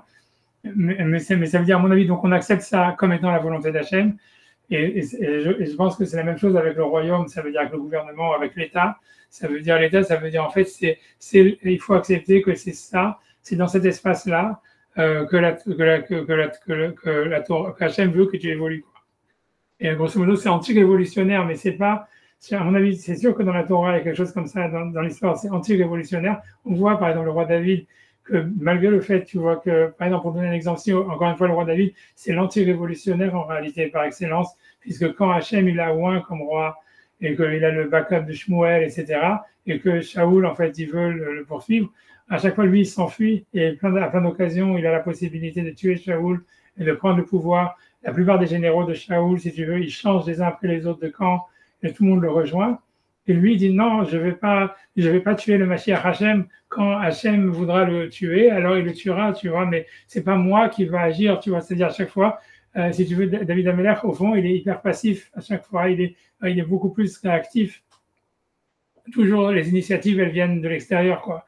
Ils réagissent soit à des problèmes économiques, mais c'est les gens qui doivent le voir parce qu'il y a un problème. C'est le seul moment où David Ameller, si tu veux, il prend une décision où il est proactif, c'est sur la décision de construire le temple. Et sur ça, ça veut dire, puisque c'est lui qui demande à construire le temple, et sur ça, Hachem lui dit, comme tu es le premier à avoir demandé ça, et qu'il n'y a aucun des Juifs qui a demandé ça avant toi, c'est grâce à ça que ta famille, elle va être éternellement régner sur Israël. Mais ça veut dire, c'est la seule décision qu'il fait. Et en plus, Hachem lui dit, tu ne peux pas le construire, etc. C'est ton fils qui le construira, mais c'est toutes les brachot qu'il reçoit, c'est parce qu'en fait, il a pris cette décision de dire comment moi je peux être dans une maison en bois et en cèdre et l'Arche Sainte est sous une tente. Il faut construire le temple. Et c'est la seule décision, si tu veux, qu'il a prise sans demander, qui n'était pas le fruit en fait du conseil, soit des rabbinim, soit du peuple, soit des trucs, si tu veux. Mais sinon, il fait que suivre en fait la volonté du peuple. Il est à chaque fois, il veut pas, si tu veux, il est pas révolutionnaire grosso modo. Il évolue dans son système, mais il est ambitieux tout ce que tu veux, mais il n'est pas dans il veut pas changer le gouvernement, il voulait pas prendre la place du roi, même s'il est élu et tout ça. Ça peut, j'en sais rien, tu vois, ça peut être critiqué d'une manière, comment dire, historiquement, ça peut avoir été une super grosse erreur. Je pense que s'il avait tué lui Shaoul au début, il y aurait une passation de pouvoir, lui en tant que beau-frère, gendre de David. Et tu vois, de Shaoul, je veux dire, et que Jonathan lui-même, il avait dit qu'il se mettait en dessous de David. Donc, ça veut dire qu'il aurait pu avoir une passation, ça aurait pu éviter peut-être des milliers de morts, si on veut. Ça veut dire, si tu veux, c'était une décision de ne pas vouloir assumer, en fait, le pouvoir qui lui était donné par Hachem. Ça a peut-être été une mauvaise décision. Mais en tous les cas, le fait est que c'était ça ce qu'il a fait, c'était ça ce qu'il était, tu vois. Et ça veut dire, ça a laissé, si tu veux, la situation pourrir au maximum jusqu'à ce que ça devienne ingérable et qu'il soit obligé de prendre le pouvoir. Mais au fond, l'idée, c'est que dans l'histoire, encore une fois, pour revenir à l'histoire de la Malchoute, c'est quelque chose, à mon avis, encore une fois, c'est pas l'État, il n'a pas à avoir, à mon avis, tu vois, une volonté, comment dire, ça veut dire une politique volontariste, a priori, si ce n'est pour la spiritualité, on va dire, comme David qui veut construire le temple. Mais en fait, pourquoi alors on dit c'est la volonté de Dieu, etc. C'est parce qu'en fait, c'est ce qui veut dire, c'est que la structure elle-même et l'espace que ça crée, que ce soit une démocratie, une monarchie, une dictature ou ce que tu veux, ça doit être accepté comme étant la volonté d'Hachem qui s'exprime à travers ce système et doit être accepté comme l'espace dans lequel on décide ou on accepte d'évoluer, quoi. C'est ça l'idée, tu vois, à mon avis, de Shalom Malchut, etc. Voilà, je sais pas pourquoi j'arrive à ça, mais si vous voulez, je peux vous montrer la Gemara, si je la trouve rapidement, qui dit que la royauté d'Hachem, elle est définie par la royauté qui se passe dans le monde matériel. Je vais essayer de la retrouver, 2 secondes.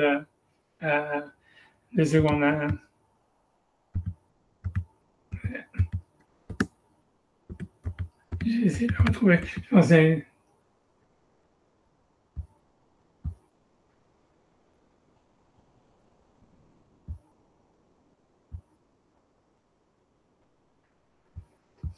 Si jamais, parce que je voudrais voir la vraie source. C'est bon, c'est bon.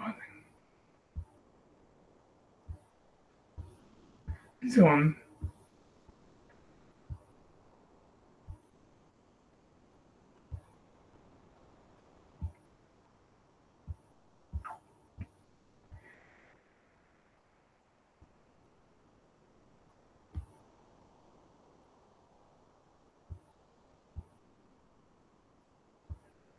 Si vous voulez, on peut faire la Gemara 2 secondes. J'arrive. Hein. C'est l'enseignement connu. Donc mais il y en a plusieurs. C'est-à-dire, la première exemple, par exemple, c'est donc ça commence comme ça. Je pense que c'est possible que le Maral lui-même il va la citer par la suite, hein, honnêtement, je sais pas. Mais donc la Gemara dit comme ça. Mar Rabbi Yochanan, donc Rabbi Yochanan il dit Olam Yishtadel Adam, donc c'est une dans Brachot 58. Olam Yishtadel Adam la route Likrat Malchei Israël. Toujours un homme, il doit chercher à faire des efforts pour aller voir les rois d'Israël. Mais Likrat Malchei Israël Bilvad, et pas simplement chercher à voir les rois d'Israël. Et là, fait où Likrat Malchei Umot Haolam. Mais même c'est aussi, c'est même aller voir, fréquenter ou aller voir les rois non juifs chez Miske, parce que si jamais en fait ils méritent, Yafrin ben Malchei Israël et Malchei Umot Haolam, il va mériter de voir la distinction, la différence qu'il y a entre les rois d'Israël et les rois des nations. Ce qui veut dire, grosso modo, c'est à l'époque du Mashiach, quoi, la différence qu'il y aura entre le Mashiach et les rois des nations. Et donc, bref, tu vois, c'est ce qu'il dit. Tu vois, je ne vais pas rentrer dans les détails, si on peut faire Rashi, mais ça veut dire, voilà, c'est ce que lui, ça commence comme ça. Et ensuite, on nous ramène une autre histoire. On nous dit, voilà, Rav Shechet, Sagin et Horava, donc Rav Shechet, il était aveugle. Avou Kazle Kulalmal et Kaboulé Apemalka. Ça veut dire tout le monde, donc a priori, donc lui, ils allaient à la rencontre pour aller voir le roi qui venait dans la ville. Mais comme Mazal Badaï ou Rav Shechet, donc Rav Shechet, il est parti avec eux. Ashkecha Oumina, donc il a été trouvé par un mille, donc on a vu justement les bad boys, je ne sais pas si c'est on va dire les chrétiens, ou j'en sais rien, donc c'est sectaires en tout cas. Ashkecha Oumina, donc ça veut dire qu'il a été trouvé par un sectaire. Amarle, il lui a dit Chatzbi le Nara Kegna Laya. Ça veut dire je pense les cruches, j'imagine les cruches cassées ou un truc comme ça. Ouais, c'est ça, ça veut dire les cruches vont à la rivière, c'est normal. Kagné Laya, mais pourquoi les cruches cassées vont vers la rivière? Grosso modo, ça veut dire, comme tu es aveugle, comment est-ce que tu peux, à quoi ça sert d'aller voir le roi? Tu vas rien voir. Il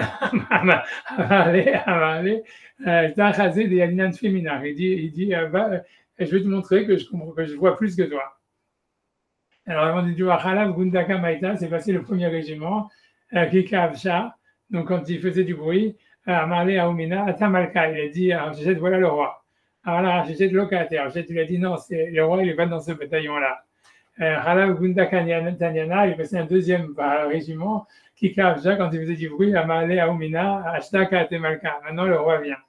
Amarle Avshechet, Loka Temalka, c'est pas dans ce bataillon que le roi est. Khalif Tilita, Kikashetka, donc quand il y a eu un troisième bataillon qui a passé, il y a eu du silence. Amarle Avshechet, Vadaï Ashtaka Temalka. C'est maintenant que le roi est en train de passer. Amarla Omina Mina Lacha, donc le chrétien il lui a demandé d'où tu sais ça. Amarla de Malchuta Dea, quel Malchuta d'Irkia. C'est parce qu'on sait que la royauté des anges, la royauté du monde, c'est-à-dire de la société dans laquelle on est, de la terre, elle est à l'image de la royauté des anges. Mais il y a d'autres passages encore qui disent ça. Il y a Steve, tu sais, tu vois, ça veut dire. Et donc, lui veut dire que dans l'histoire, c'est que ça voudrait dire que lui, c'est dans le sens inverse. Il veut dire. Donc lui dit, je sais que dans le ciel, en fait, ça marche comme ça. Directive, tu sais, va maintenant Hachem. Donc Hachem, il parle à Moshe en disant, tu vas te mettre dans la montagne devant Hachem. Venez Hachem au vert. Voilà Hachem qui va passer, voir Gedolam, Chazak, Farek, Harim, Umshaber, Selaim, Ifne Hachem. Ça veut dire, et voilà un grand vent puissant qui va casser des montagnes et qui va couper des rochers. Je pense que ça, c'est quand Hachem parle à Eliyahu, voilà, pendant Eliyahu, pas à Moshe. Hachem n'est pas dans le vent. Et après le vent, il y aura un tremblement de terre. Hachem n'est pas dans le tremblement de terre. Et après, dans le tremblement de terre, le feu, Hachem. Acharaesh, et après le feu, Kol des Mamadaka, ça veut dire une voix silencieuse ou une sorte de voilà, voilà, etc.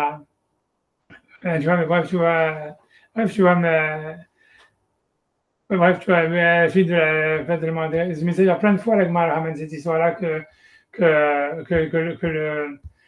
le royaume, en fait, si tu veux, le royaume d'Israël, le royaume du monde, des anges, il est en parallèle, le royaume des anges, il est en parallèle avec le royaume de la terre. Et à mon avis, ça veut dire ça, quoi. Mais bon, bref, tu vois, je ne sais pas pourquoi je suis parti sur cette tangente, mais c'est ça ce que, moi, j'avance, tu vois, mais à mon avis, c'est ça ce qu'il veut dire quand il parle de la royauté, etc., de l'exil vers Hachem, c'est que la royauté, grosso modo, c'est que la royauté dans laquelle on est, quelle qu'elle soit, en fait, c'est l'expression de la volonté d'Hachem. Et donc, c'est pas simplement qu'il faut l'accepter, c'est un exil, mais c'est un exil vers Hachem, quoi, chose comme ça. Ça veut dire, c'est l'acceptation de ce système qui fait qu'on se rapproche d'Hachem. Puisque Hachem, il a décidé, en fait, de s'exprimer à travers ce système à nous, quoi, et de nous confronter à ce système. Tu vois, c'est ça l'idée, c'est ça le Shalom Malchut, etc. Bref, toujours ça. Moi, je ferme ça et je continue le texte. Donc après ça, donc lui, il veut dire, donc, grosso modo, c'est ça, je pense que c'est pour ça qu'il veut finir le Beragola avec cette histoire-là. C'est ce qu'il veut dire, c'est que on n'est pas en exil, en réalité, dans l'exil, ça veut dire, puisque tout est la volonté d'Hachem, que la royauté d'Hachem soit exprimée à travers la royauté de David, ou qu'elle soit exprimée par un roi Goy. En réalité, c'est tout est la royauté d'Hachem. Comme on voit dans la Megillah, que Achashverosh, c'est le roi, et c'est toujours une référence à Hachem. Ouais, ça veut dire que voilà, c'est Macron, c'est Jupiter, comme ils disent.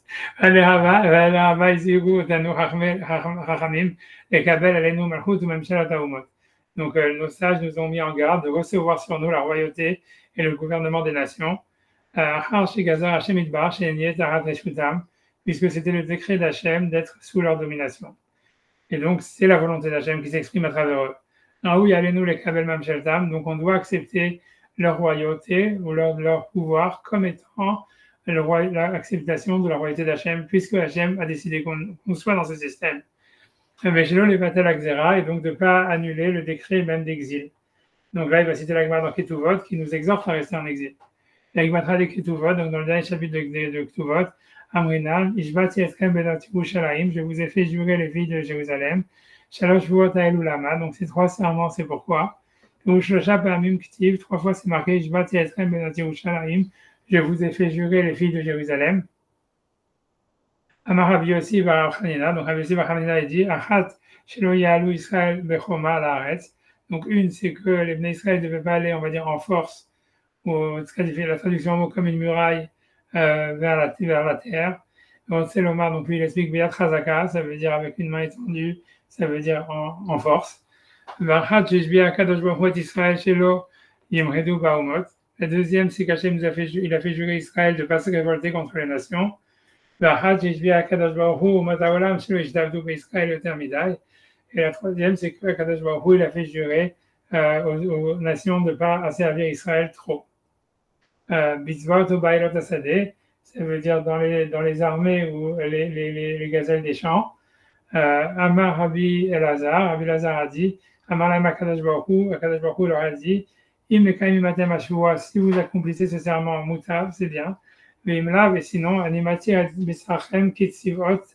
Donc sinon, je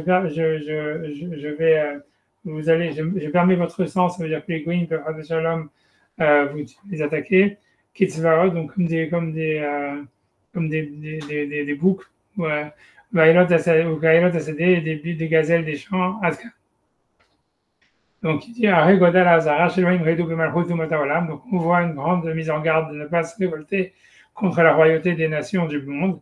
Jusqu'à ce que si on le fait, notre chair est considérée comme hefker, ça veut dire comme, je ne sais pas comment on va dire le mot hefker, comme permise à tout le monde, on va dire, sous kitzvaot, comme des gazelles ou comme des biches ou des boucs. Ok. Ou comme les biches des champs. Ça fait qu'il il n'y a aucun doute que la raison de cela, chez Israël Darat Haumot, du fait que c'était le décret d'Hachem que Israël soit sous la domination des nations. Lo yivatel Gzera Hachem Idbarach, il ne faut pas annuler le décret d'Hachem, et Korach, avec force, c'est contre le décret d'Hachem. Maintenant, on faire des prières. Bon, je vois qu'il y a un problème. C'est-à-dire qu'il faut faire des prières sur la royauté d'Israël qu'elle revienne. David, comme ils ont fait dans la bracha de la plantation de David, ou bracha de Yerushalayim Erecha, et de la bracha que Jérusalem se reconstruise. Donc ça veut dire, tu as raison, c'est comme il a dit, ça veut dire l'idée c'est en fait il y a un vœu à accepter de dire qu'on veut sortir de l'exil, mais c'est pas une situation en fait dans laquelle on se reconnaît vraiment. Donc c'est ce qu'il dit, tu vois, mais ça veut dire c'est assumer. Mais d'un autre côté, il y a le fait d'assumer qu'on accepte le gouvernement dans lequel on est, quoi. On accepte en fait comme étant la volonté d'Hachem, que si on est en exil, alors on accepte cet exil volontairement et on ne veut pas se révolter, un truc comme ça. Donc c'est un double rapport, quoi. Ça veut dire c'est ça, ça veut dire c'est ça ce qu'il veut dire, quoi. En tout cas, c'est ça, c'est dans cette optique, quoi. C'est dans cette pensée qu'on se met, quoi. En disant voilà, on est nostalgique de notre gouvernement d'Israël, de la liberté, mais on ne se révolte pas. Tu veux dire quelque chose? Juste revenir juste sur le terme Hefker qui m'a interpellé, parce que quand tu étudies un peu l'histoire de la Shoah, tu t'aperçois qu'en fait, ce qui s'est passé, c'est qu'on a levé l'interdiction dans toute l'Europe, levé l'interdiction de tuer les Juifs, quoi. C'est ça, Hefker. C'est qu'on n'était plus protégé du tout. On a été livré, enfin, je veux dire, on a été livré à l'arbitraire, on va dire. Il n'y avait absolument aucune protection. N'importe qui pouvait tuer un Juif et ça ne prêtait à aucune conséquence, comme un truc qui est Hefker, quoi. Abandonné. Ouais, c'est ça. Mais c'est très difficile. Ouais. Ah non, c'est sûr, c'est ça l'idée, quoi. On voit bien. Non, je suis d'accord, mais j'ai rien à rajouter. Mais voilà, mais c'est sûr que voilà, quoi, des massacres, il y en a eu, quoi. Et voilà, c'est clair que FKR, on a été FKR. C'est pour ça que je disais qu'il y a un équilibre, si tu veux, dans l'exil, mais de temps en temps, il y a comme une espèce de faille. C'est-à-dire, justement, de l'autre côté aussi, les nations, elles avaient un engagement de ne pas trop faire souffrir Israël. Et il y a eu des ruptures. Il y a eu des périodes où il y a eu clairement des ruptures. On ne peut pas parler, on va dire, on peut pas parler là d'une petite persécution ou d'un exil un peu difficile. Là, c'était carrément une menace de disparition, quelque chose de beaucoup plus grave. Pas seulement, à mon avis, déjà le départ en exil, il a été absolument terrible. Ensuite, bon, c'est moins étudié, mais je pense que l'exil d'Espagne, etc., ça a eu aussi des conséquences cataclysmiques. Ouais, finir par la Shoah, effectivement, mais bon, il y a eu aussi des périodes de croisades, de pogroms, de trucs, je veux dire, qui ont été, il y a des communautés entières, des régions entières où les Juifs ont disparu, quoi. C'est pas rien, hein, c'est pas. Ouais, non, c'est pas rien, hein. Non, c'est pas. Non, mais je pense que tu vois ce qui est dur, en fait, je pense, tu vois, selon ce que lui veut dire, c'est que surtout, c'est un petit. Si tu veux, c'est que c'était surtout c'était accepté par l'État, quoi. C'est pas des actes de sauvagerie, tu vois, qui ont été faits, voilà, contre la volonté du gouvernement. C'était en fait organisé par le gouvernement et c'était ça la règle, tu vois. Et je pense que c'est ça en fait ce qui est, tu vois, c'est ça, si tu veux, je pense que c'est ça ce qui est difficile par rapport au Maharal. Ça veut dire, si jamais il y avait des actions que le gouvernement condamnerait et condamne, même si jamais, et donc à ce moment-là, on comprendrait l'idée de prier pour la force du gouvernement, puisque le gouvernement, c'est l'expression de la volonté d'Hachem, donc il faut prier pour que le gouvernement, justement, nous protège, ou qu'il soit fort, puisque c'est le gouvernement qui nous protège, tu vois, une sorte de chose comme ça. C'est ce que c'est le sens du verset, c'est ce qu'on dit. Si jamais prier pour la paix du royaume, parce que sinon, les gens, ils s'avaleraient vivants les uns les autres. Donc ça voudrait dire votre salut à vous, il dépend en fait de la force du gouvernement dans lequel vous êtes. Et voilà quoi. Et grosso modo, donc vous devez prier pour lui. Et ce gouvernement, c'est l'expression de la volonté d'Hachem, puisque c'est Hachem qui a choisi que vous soyez en exil dans cet endroit-là. Ça serait Mais plutôt, enfin, la période normale, je dirais, c'est pour reprendre un terme à la mode, c'est que les Juifs étaient plutôt expandable, quoi. C'est-à-dire, on s'en sert, mais à un moment, on va dire, en période de crise, on les sacrifie, on les vend, mais je veux dire que c'est souvent comme ça que ça s'est compris pendant la dernière guerre, on va dire, des gouvernements qui avaient on va dire, une structure démocratique comme la France, ils ont vendu leurs Juifs, quoi. non, c'est sûr. Là, je Ils sais, les ont livrés, si tu veux. Donc, non, mais c'est sûr, mais je pense que tous les massacres c'est qu'il y a eu. plutôt ça, c'est l'équilibre. Hein. Ça, c'est le, on va dire, ça, c'est l'équilibre qui est décrit, qui est décrit dans tout vote, quoi. C'est-à-dire que, voilà, c'est ça, on persécute pas trop, mais à un moment, on va dire, même les nations, si je puis dire, on peut regarder de l'autre côté et dire que, bah, Dieu, ok, il demande un serment aux nations aussi de pas trop persécuter, mais qu'à un moment, elles sont obligées de lâcher elles aussi, si tu veux. À un moment, il y a des périodes, si tu veux, c'est voulu par Dieu, c'est des périodes de l'histoire où souvent, les Juifs au Moyen Âge, ils allaient se réfugier chez l'évêque, chez le seigneur du coin, etc. C'est lui, en fait, c'est le gouvernement local qui les protégeait. Mais bon, quand il fallait finalement, quand ils pouvaient pas faire plus, ils étaient obligés de les livrer, quoi. Comme s'il y avait une espèce de force souveraine et qui pouvait absolument pas, et que c'était le moyen, on va dire, de sortir de la crise, c'était de livrer les Juifs, quoi. Bon. Mais ce que je veux dire, c'est la réponse qu'on pourrait dire sur ça, c'est la seule chose qui me vient à l'idée, c'est qu'en fait, ils faisaient ça avec leur propre population, quoi. C'est-à-dire, c'est possible, il y a plein de minorités d'une manière générale, ça veut dire que c'était que des conflits d'intérêts, et les seigneurs, ou tout ça, les rois, en fait, ils faisaient que gérer des minorités contre des autres, ou ça veut dire voilà, voilà, des minorités ou des régions les unes contre les autres, et quand il en fallait en sacrifier une, c'était ça le jeu de la politique, quoi. Et c'est ça, donc c'est ça ce qu'on pourrait dire, que voilà, c'était ça la règle du jeu, quoi. C'est peut-être pas, je parle pas de la Shoah évidemment, mais je parle de ce qui s'est passé avant, quoi, on va dire. C'était peut-être pas en réalité quelque chose d'antisémite, quoi. Au fond, ça veut dire, voilà, il y avait des minorités, j'imagine qu'en Espagne, en Andalousie, dans toutes ces guerres, etc. Il y a eu plein de villes qui ont dû être non juives, qui ont dû être elles aussi massacrées, des minorités qui ont dû comme ça être complètement éradiqué parce que pour un oui ou pour un non, parce il y avait un combat entre deux seigneurs et que il y avait un qui avait passé, il y en a qui était parti du côté des perdants et qui ont dû payer le prix du choix, quoi. C'est un truc comme ça, je pense voilà, je sais, peut-être ça serait ça la seule manière de réconcilier ça, c'est de dire, voilà, c'est tout, mais ça renforce quand même la question, c'est de dire pourquoi si Hachem, le gouvernement, c'est l'expression de la volonté d'Hachem, pourquoi Hachem il met des gouvernements qui sont tellement nuls, tu vois.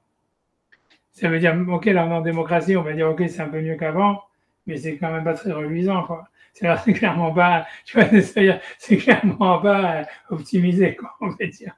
Ça veut dire, Ce qui est assez marrant, c'est que la perception de l'histoire, elle a suivi la perception, on va dire, historiographique, parce qu'en fait, avant, si tu veux, les Juifs, en fait, les Juifs, une grande partie de l'exil, en fait, ils étaient, en fait, ils dépendaient, en fait, vraiment du seigneur local, du roi, etc. C'était la propriété du seigneur ou du roi, on va dire, en Europe. Et ils étaient sensibles, on va dire, aux réactions du roi ou du seigneur local ou de l'évêque ou ce que tu veux. Et du reste de la population, ils s'en foutaient. C'est eux qui les protégeaient. Ils n'étaient pas, on va dire, enfin, immergés dans la population, quoi. Ils étaient complètement à part et toute leur dialectique, elle était avec le gouvernant euh, en rapport direct comme ça. Après, quand la perception de l'histoire a changé, on va dire maintenant, si on explique, on va dire, le rapport des Juifs dans l'histoire, depuis, on va dire, depuis la Révolution française, on a commencé à apprécier l'histoire à travers des mouvements sociaux, des analyses marxistes, etc. Donc là, je veux dire, on explique le rapport des Juifs à l'histoire plus en fonction des lois économiques, des désordres ou enfin, je veux dire, voilà, des désordres de la société, en gros, mais plus du tout dans leur rapport direct. Bien sûr, il y a des gouvernances, mais on est plus dans le système de vagues que tu décrivais la dernière fois. Enfin bon, c'est l'impression un peu comme ça, quoi. On suit un peu le rapport à l'histoire comme ça dans notre C'est surtout que c'est interprété comme ça. C'est interprété comme ça. Ça les interprète, c'est-à-dire comme dit, je pense que moi, l'antisémitisme ou tout ça, c'est vraiment Mina Shamayim, quoi, ou comme l'amour des Juifs ou la haine des Juifs, tout ça, comme de manière générale. Je pense que c'est surnaturel, c'est irrationnel. Mais je pense qu'on interprète aujourd'hui tout, maintenant avec de l'économie et tout ça, des mouvements sociaux. Donc on dit voilà, les Juifs, ils ont ça comme gouvernement, quoi. Dans ce sens-là. Ah, ok, donc j'avance dans le texte en tous les cas, mais bon, mais ça reste difficile à comprendre. Ça reste difficile à comprendre comment la royauté d'Hachem, ça veut dire, on dit que l'expression, le gouvernement, c'est l'expression de la volonté d'Hachem.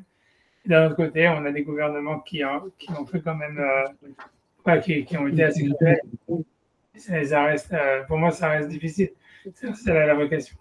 Ça veut dire pourquoi c'est difficile à accepter. C'est difficile à comprendre, difficile à accepter. Comme tu vois, la Gemara dans Ktuvot, elle décrit, elle dit voilà, il faut que les Goïm, ils ont juré de ne pas faire trop de mal aux Juifs. Pourtant, on voit que oui, ils l'ont fait, tu vois. Et voilà, c'est difficile, tu vois. Ça veut dire quoi? C'est parce qu'ils ont le libre arbitre, parce qu'ils ont décidé de le faire. Ça, c'était pas la volonté d'Hachem, c'est ce qu'il faut dire. Peut-être.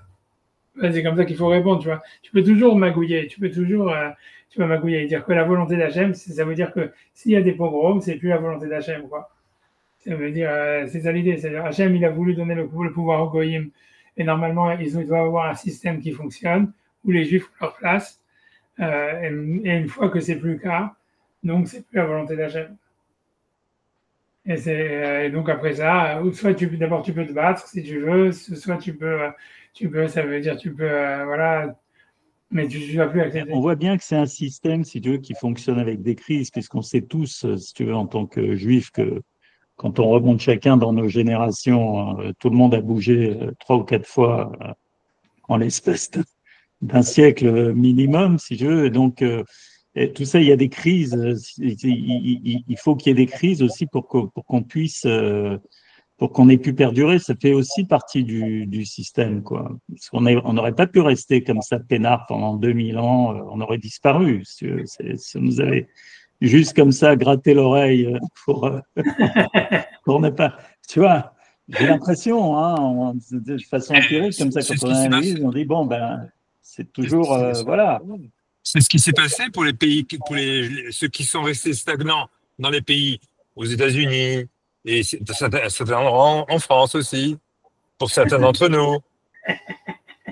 Et comme on dirait que c'est fait un peu comme ça, si tu veux, parce que bon, au bout d'un moment, quand on n'a plus rien à faire, on s'est emparé de tout. Enfin, tu prends tous les secteurs, tu prends toutes les richesses, etc., et qu'il ne te reste plus rien à faire. Effectivement, c'est là que la crise, arrive, quoi. C'est qu'on est obligé, sans arrêt de tout reconstruire. Je ne sais pas. C'est sûr, tu vois. On a un rapport aux nations. Moi, j'ai pas compris l'histoire j'ai pas compris l'histoire du Rav Kook qui assimile Dieu à une nation comme ça, parce que quelque part, toute l'histoire de l'exil, tout le purpose, ça devrait être plutôt de nous faire prendre beaucoup de recul par rapport aux institutions gouvernementales, aux nations, etc.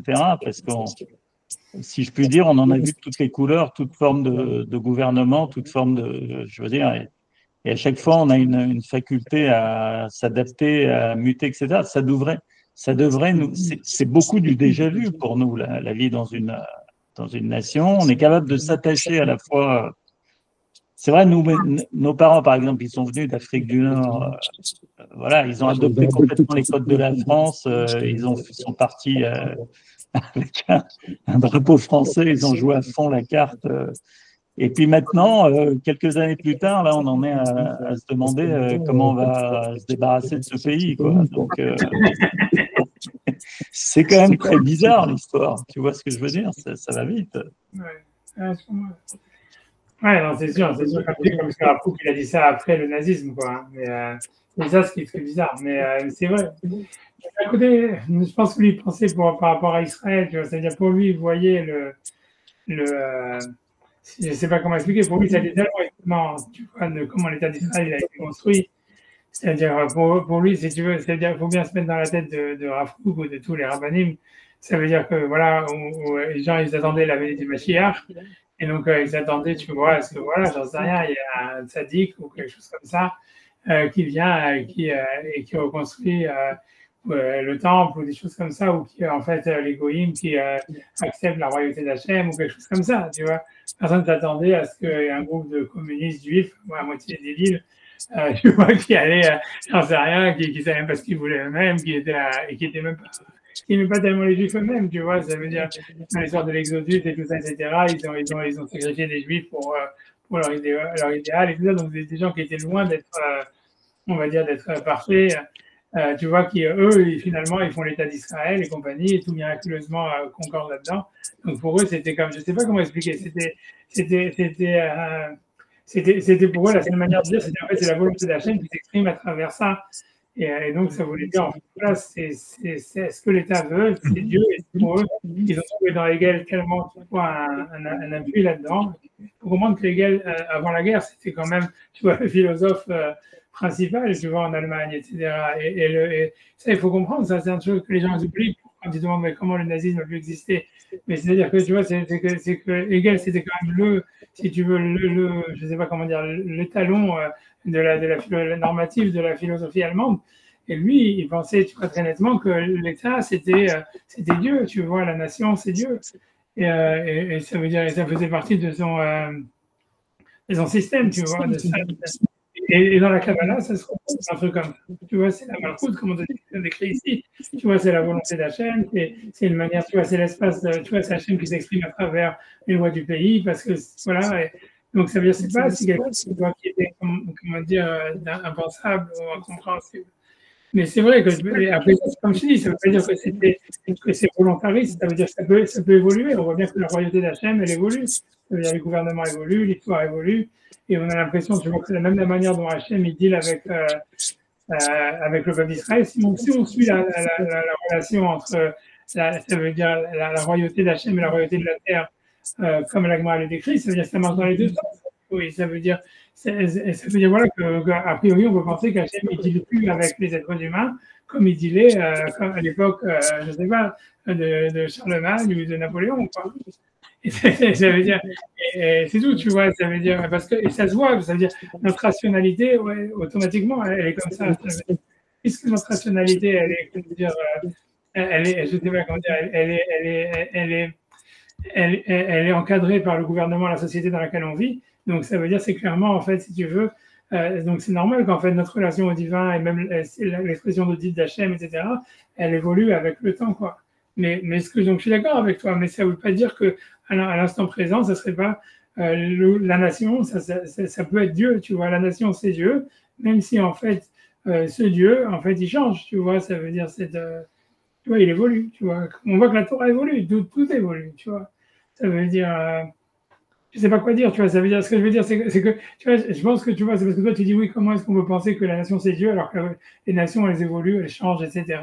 Mais c'est parce que, tu vois, ça veut dire, je sais pas si nous, on pense, tu vois, c'est un peu ridouche ce que je dis, mais ça veut dire, moi, je pense que le judaïsme, il pense pas vraiment que la relation au divin, elle évolue pas, tu vois. Je pense que, tu vois, pour moi, à mon avis, je veux dire, c'est sûr que, tu vois, je veux dire, c'est très, tu vois, si tu veux, c'est sûr qu'on a la Torah, les mitzvot de la Torah, ils n'ont pas changé. Et on dit, voilà, ils évoluent, ils ne changent pas. Mais c'est clair que la relation qu'on a aux mitzvot de la Torah, elle change. C'est-à-dire que nous, on ne fait pas Shabbat comme nos grands-parents ils faisaient Shabbat. Ou le sens que ça a, ou même quand on étudie le Maharal, ça n'a pas le même sens que quand le Maharal, il parlait à ses contemporains. Quand on étudie au Maïmonide, en fait, tu vois, ça veut dire, en fait, ça évolue, tu vois, les enjeux, ils évoluent. Et la manière qu'on a même de faire la prière, la manière de penser la foi, de penser tout ce que tu veux, ça évolue chaque année, tu vois, ça évolue tout le temps. Donc c'est pas, tu vois, tu vois ce que je veux dire. Donc c'est pas impensable de dire ah puisque ça évolue, ça peut pas être Dieu, parce qu'en fait au fond nous on sait que aussi dans le judaïsme si tu veux, moi ça m'inspire plutôt l'idée que ça nous aide à faire le tour de la question. Tu vois ce que je veux dire? C'est-à-dire, bon, c'est comme quelqu'un qui va, je sais pas moi, il va adorer la cuisine, il va visiter toutes les cuisines du monde, ou il va essayer j'en sais rien moi. Mais au bout d'un moment, si tu veux, tu finis par moi, il y a toujours l'idée derrière qu'on finit par faire le tour de quelque chose. C'est comme si. Mais alors, je sais pas, si on doit faire un tikkun dans ce sens-là, je sais pas où elle est la faute, si tu veux, qui fait qu'on a dû partir en exil comme ça dans toutes sortes de nations, essayer toutes les nations. Euh, je sais pas. Ou alors peut-être c'était pour apprendre à faire un État, j'en sais rien, qu'on n'a jamais vraiment eu d'État. Je ne sais pas du tout où est le commencement et pourquoi en fait. Pourquoi? Si tu veux. On s'est marqué qu'on est parti dans le pays de nos ennemis. Le rôle de cet exil. Il faut trouver un sens à ça. Si tu veux. Bon, maintenant qu'on voit un peu, je veux dire qu'on entrevoit quand même un aboutissement, etc., ou quelque chose, si tu veux. On n'est pas comme des gens il y a 150 ans qui étaient encore projetés comme ça dans, je veux dire, d'une ville à l'autre, d'un pays à l'autre. Bon, là, on a quand même, bon, je sais que c'est pas toujours évident pour tout le monde, mais disons pour beaucoup de juifs, il y a quand même le standard de dire qu'il y a une autre possibilité que de déménager de la France vers l'Amérique et de l'Amérique vers le Japon ou la Chine, ou j'en sais rien, mais tu vois, bon, il y en a encore. Moi, ça me surprend, mais bon, il faut considérer que ça fait partie du tableau, quoi. Et Israël, t'as pas pensé? Non, ça m'intéresse pas, moi. C'est partir. Moi, je sais pas, mais tu vois, le sens, c'est quoi? Puisqu'on est dans l'histoire de la confrontation aux nations, comme ça, le fait d'être dans l'exil, voilà, c'est quoi? C'est surtout la politique, quoi. Selon ce que lui dit, si on dit en fait que chaque État, en fait, c'est l'expression de la volonté d'Hachem et qu'en fait, on est confronté à différents systèmes et on doit évoluer dans différents systèmes, à la fin, c'est quoi le sens, quoi? C'est sûr que l'idée, c'est quoi, en fait, le sens? Quel sens spirituel il peut y avoir dans la politique, quoi? C'est une vraie question, quoi. Ça veut dire, c'est sûr que c'est difficile comment dire, à moins que, tu vois, ça veut dire, la seule manière de dire, c'est vraiment d'avoir une vision vraiment mystique, tu vois, comme de dire ça, c'est dire. Oui, c'est ce que tu as dit dans ton livre, c'est ce que tu as dit, c'est purement le parallèle. Moi, j'ai bien aimé cette idée, ça m'a beaucoup interpellé. C'est qu'à la fin, on est obligé de dire un truc comme ça veut dire, parce que l'idée, normalement, c'est que la politique, tu vois, c'est quelque chose, en fait, qui est simplement au service de la société, tu vois, au service, tu vois, c'est une manière de gérer, en fait, un groupe, tu vois. Mais donc, en fait, l'idée de dire qu'il y aurait un sens, tu vois, dans les systèmes politiques par eux-mêmes, tu vois, ça veut dire, puisque jamais nous confronte à différents systèmes politiques qui changent et qui sont en évolution, ça veut dire, en fait, qu'il y a un sens dans la politique par elle-même.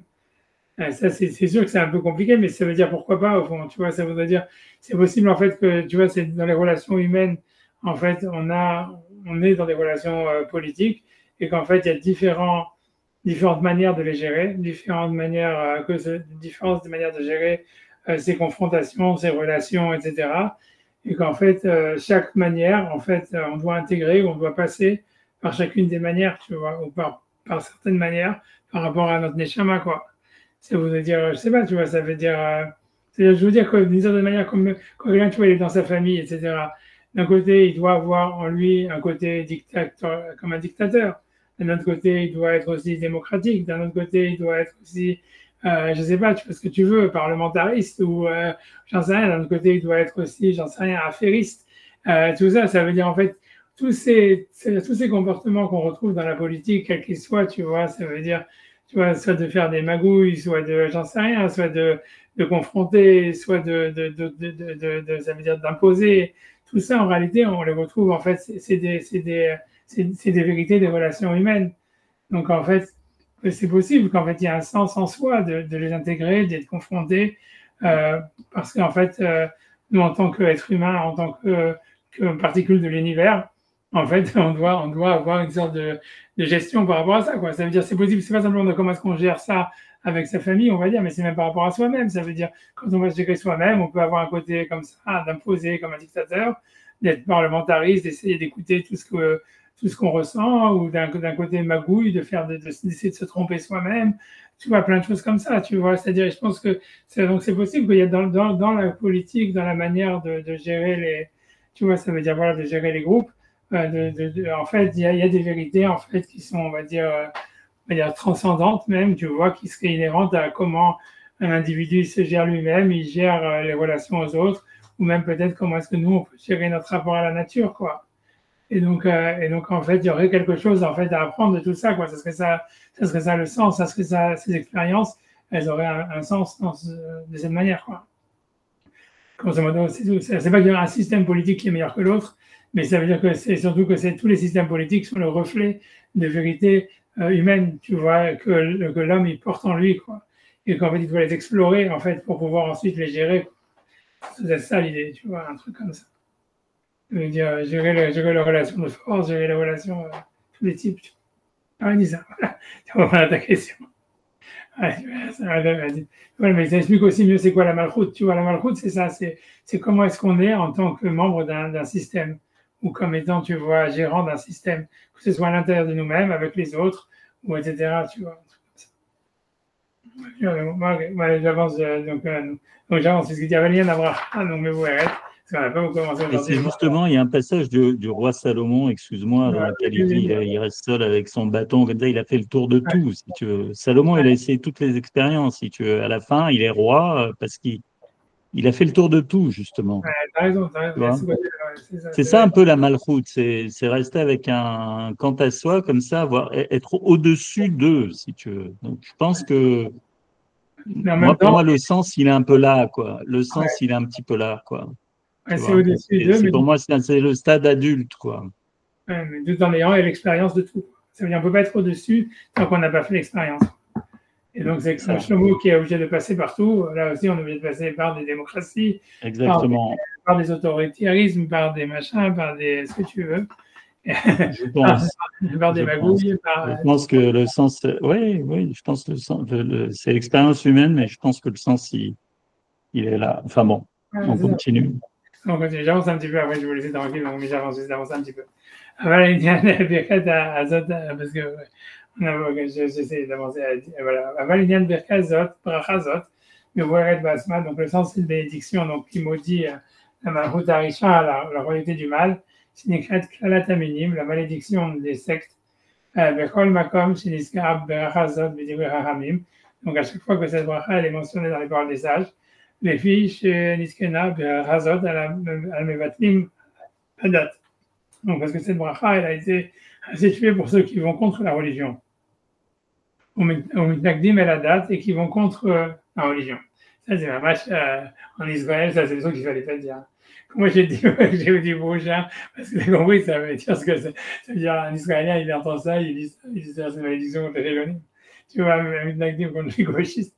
Moi, j'ai dit prochain, j'ai dit la minime, itkena brachazot, que c'est à cause des minimes, en réalité, qu'on a fait cette bracha. Veda qui bitul adat à l'aider arbakit. Ça veut dire on voit que l'annulation de la religion, elle vient par 4 types de groupes. Le premier, kasher adat ou gvar à la kaved à la adam, lorsque donc la force, la religion elle est trop lourde sur l'homme. Ou bijulgar ou yotse minadat. À cause de ça, il veut sortir de la religion. Shiroté l'alechet bishirut libo, parce qu'il veut aller, il veut se sentir libre, on va dire. Ils sont rares et suivent son mauvais penchant. Donc, moi, comme le verset dit, Penesh Bachem Ish ou Isha, ou Mishpacha ou Shevet, Asher Nevavo Pone Hayom Meim Hashem Elokenu, Alechet Lavon et Elohe Agoyim Haem, Penesh Bachem Shoresh, Pore Rosh Velana, Vaya Beshomo et Divrei Ala Azot, Vidbarach Milvavo les morts, Shalom Yeli, Kibishkud Livi Eler. On extrait tout ça. Alors, comme le verset dit dans Devarim, Penesh Bachem, peut-être que chez vous il y a un homme ou une femme ou une tribu, dont le cœur se détourne aujourd'hui de Hachem, Elokenu, notre Dieu, la lechet de la bonne Agoyim Aem, et qui veulent servir les nations, les dieux des nations. Penyesh Bachem Shoresh, de qui est parmi vous une racine, pour Rosh Velahana, qui fait développer des Rosh Velahana, ça serait des orties ou des ronces. Vaya Beshomo et Divrei Azot, et lorsqu'il va écouter les paroles de cette malédiction, Beidbach Milvavo, il va se bénir dans son cœur en disant Shalom Yeli, j'aurai moi la paix qui m'issout du BLR parce que je vais suivre mon chemin. Je pourrais qu'à je ne sais pas vous regardez tout ce passage, on pourrait qu'à la date de la voix d'Elohé Anechar, et donc c'est parce que c'est trop lourd pour lui, donc il préfère enlever le joug de la religion pour servir d'autres dieux. Ben Sivazot a aidé Sheuto et Bedato, et la raison de ça, c'est pas parce qu'il fait une erreur dans son esprit. C'est simplement parce qu'il veut suivre le désir de son cœur mauvais. Et ça affaiblit la religion. Parce que d'autres suivre son exemple et vont vont derrière lui. Parce que dès qu'il y a une brèche, c'est facile que la brèche elle s'agrandisse et qu'elle grandisse. Donc ça c'est le premier groupe. Donc le deuxième groupe, c'est des gens qui ont des idées qui sont trompées dans leur pensée. Qui lui dit sur les paroles de la Torah, qui en adhère chez la Torah, mais via Slacha, qu'ils pensent que le chemin de la Torah ne peut pas amener à la réussite. Le Kol de la Torah, la vir, Milev Bene Adam, Shilo Yavdu et Zulato, mais Zéou Yesod la Torah. Donc, et tout le but de la Torah, c'est d'enlever du cœur de l'homme, de ne pas servir un autre Dieu. Et ça, c'est la base de la Torah. Même toi, il se trompe en disant qu'il d'abord sur Avodat Elohenecha, il a Adam Aslacha. Il pense que servir d'autres dieux, ça peut être une réussite et ça peut aider en fait l'homme à se développer mieux, etc. Le terme Imachimevi à Adam El Aslacha, Chagad Min Elohenecha, plus que la réussite qu'un homme il pourrait avoir en s'éloignant des dieux étrangers. Et c'est pour ça donc ceux qui pensent comme ça, ils séduisent ceux qui étaient religieux à suivre leur chemin. Et donc ce premier groupe n'est pas comme le premier, ce deuxième groupe n'est pas comme le premier. Qui a rejeté la religion pour suivre son penchant. Et donc ceux qui sont comme ça, en général, ils ne cherchent pas à séduire les autres. Puisque leur intention elle est juste de suivre leur désir. Et là, il y a la Ol Shamaï, mais qui n'est pas le joug divin. J'ai bientôt fini, je vais arrêter bientôt. Je sais simplement où m'arrêter, quoi. Parce que je vois que Vélo, il y a à la Ol Shamaïm, il ne va pas avoir le joug divin. Donc, l'amalo les fatot d'achirim, il n'éprouve pas un besoin de parler aux autres, de séduire les autres. C'est simplement qu'il donne un mauvais exemple, mais il n'est pas intéressé à ce que d'autres suivent son chemin. Avalmi, je Rochev Vedado, qui cartove la Adam. Et c'est lui qui pense en fait que non, qu'il y a un intérêt pour l'homme dans sa généralité d'abandonner la religion. Ou Mefater Chirim Gamken, donc il cherche à convaincre les autres aussi, qui recherche qu'ils aient les fatot d'Achirim, parce que lui il pense que c'est ça justement la réussite, c'est que s'il arrive à convaincre les autres, puisque c'est que comme ça que la société elle peut réussir à s'émanciper de la religion pour réussir. Donc Achilish, donc ça c'est le deuxième groupe. Achilishi ou Kinatadat, Bemachadat Ose Kiluk Ben Aumot. Donc le troisième groupe, ce sont ceux en fait qui détestent la religion parce qu'ils pensent que ça entraîne la haine entre les nations. Kina, Bessina, les Ota, Uma, Bifnala. Donc jusqu'à ce que justement ça renouvelle donc de la haine et de la jalousie pour un peuple spécifique, ce qui veut dire les Juifs ici, mais parce qu'ils ont une religion différente. Ikon Uma Beuma, Nitiachna Bedat Shela, puisque chaque nation elle se reconnaît, on va dire, dans sa religion. Vedat et Umazot, et c'est par sa religion qu'une nation existe. Donc voilà, donc c'est ça pour ça qu'on dit ceux qui sont la haine de ton peuple, qui c'est l'Israël, tous ceux qui sont contre la religion d'Israël, qui aiment Am Israël, parce qu'on est des Juifs à cause de notre religion. Emen Adat et Am Israël, et a priori, si on n'a plus de religion, on n'est plus Juif. Il naît donc voilà, il naît de Megdut Ashlishi, Misad Kinatadat. Donc ça veut dire la troisième opposition, elle vient du fait qu'il y a une sorte de haine sur la religion. Ça veut dire, comme il a expliqué, que ça crée en fait la religion, elle singularise les Juifs ici et en tous les cas, elle crée la haine entre les nations. Donc ça serait un troisième groupe qui serait contre la religion. Quatrième groupe, c'est encore un groupe, pardon, c'est des Juifs. Le troisième groupe, les Juifs qui ont envie d'être copains avec les autres. Ouais, il veut dire ça. Après, oui, lui, il prend l'exemple des Juifs, mais je pense qu'il parle d'une manière très générale parce qu'il veut dire que c'est universel, quoi. Il veut dire, en fait, lui, ce qu'il veut dire, ici, c'est sûr qu'il parle des Juifs, mais pour lui, c'est universel. L'idée, c'est, on peut s'opposer à la religion parce que c'est trop lourd à faire, à accomplir. Et donc, en fait, c'est pour ça qu'on la rejette. Il dit, une personne comme ça, en général, va donner le mauvais exemple, mais elle ne va pas chercher à convaincre les autres. Parce d'une certaine manière, tu vois, elle n'a aucun intérêt à convaincre quelqu'un d'autre.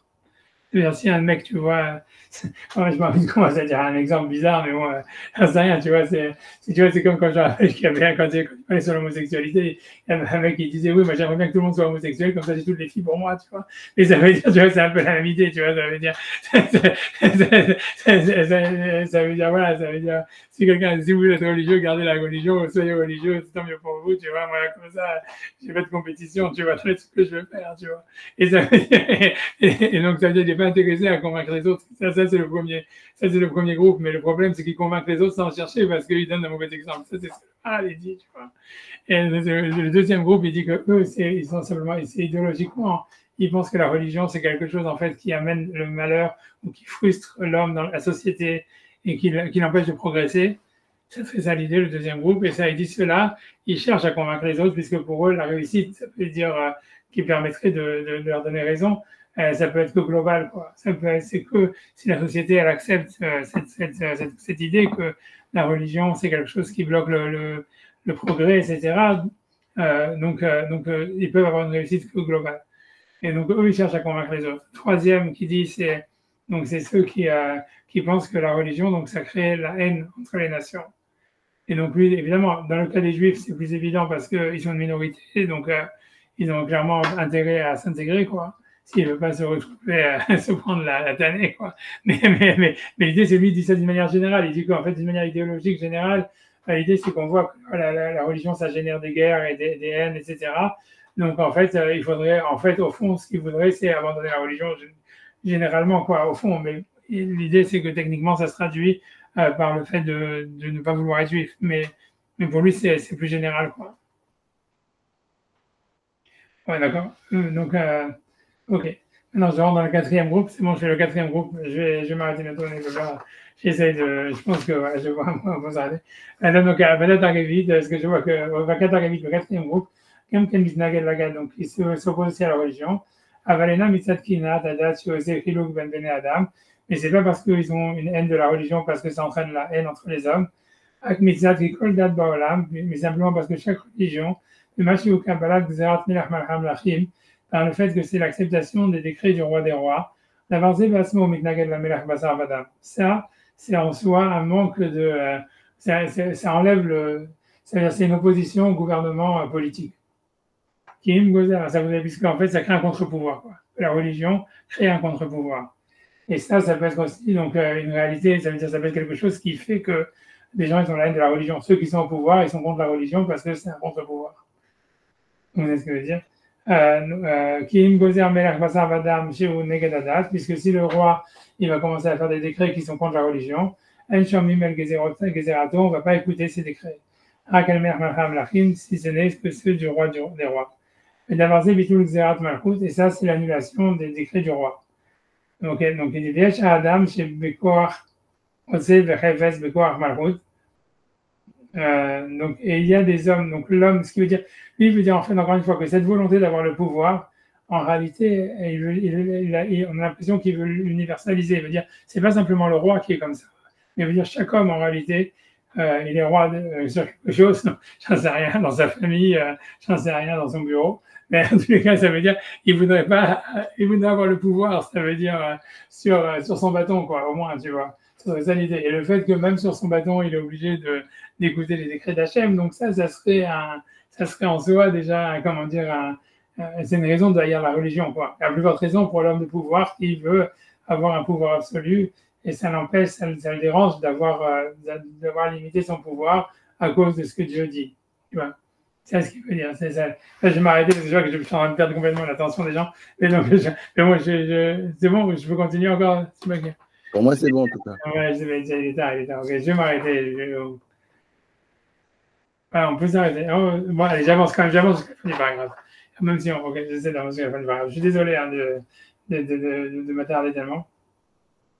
Ok, donc 2 secondes. Donc, en tous les cas, ça veut dire qu'il y a une raison de haïr la religion parce qu'en fait, l'homme aime le pouvoir et d'une manière générale, tous les êtres humains, leur pouvoir est limité à cause du fait de penser qu'on doit rendre des comptes à Dieu.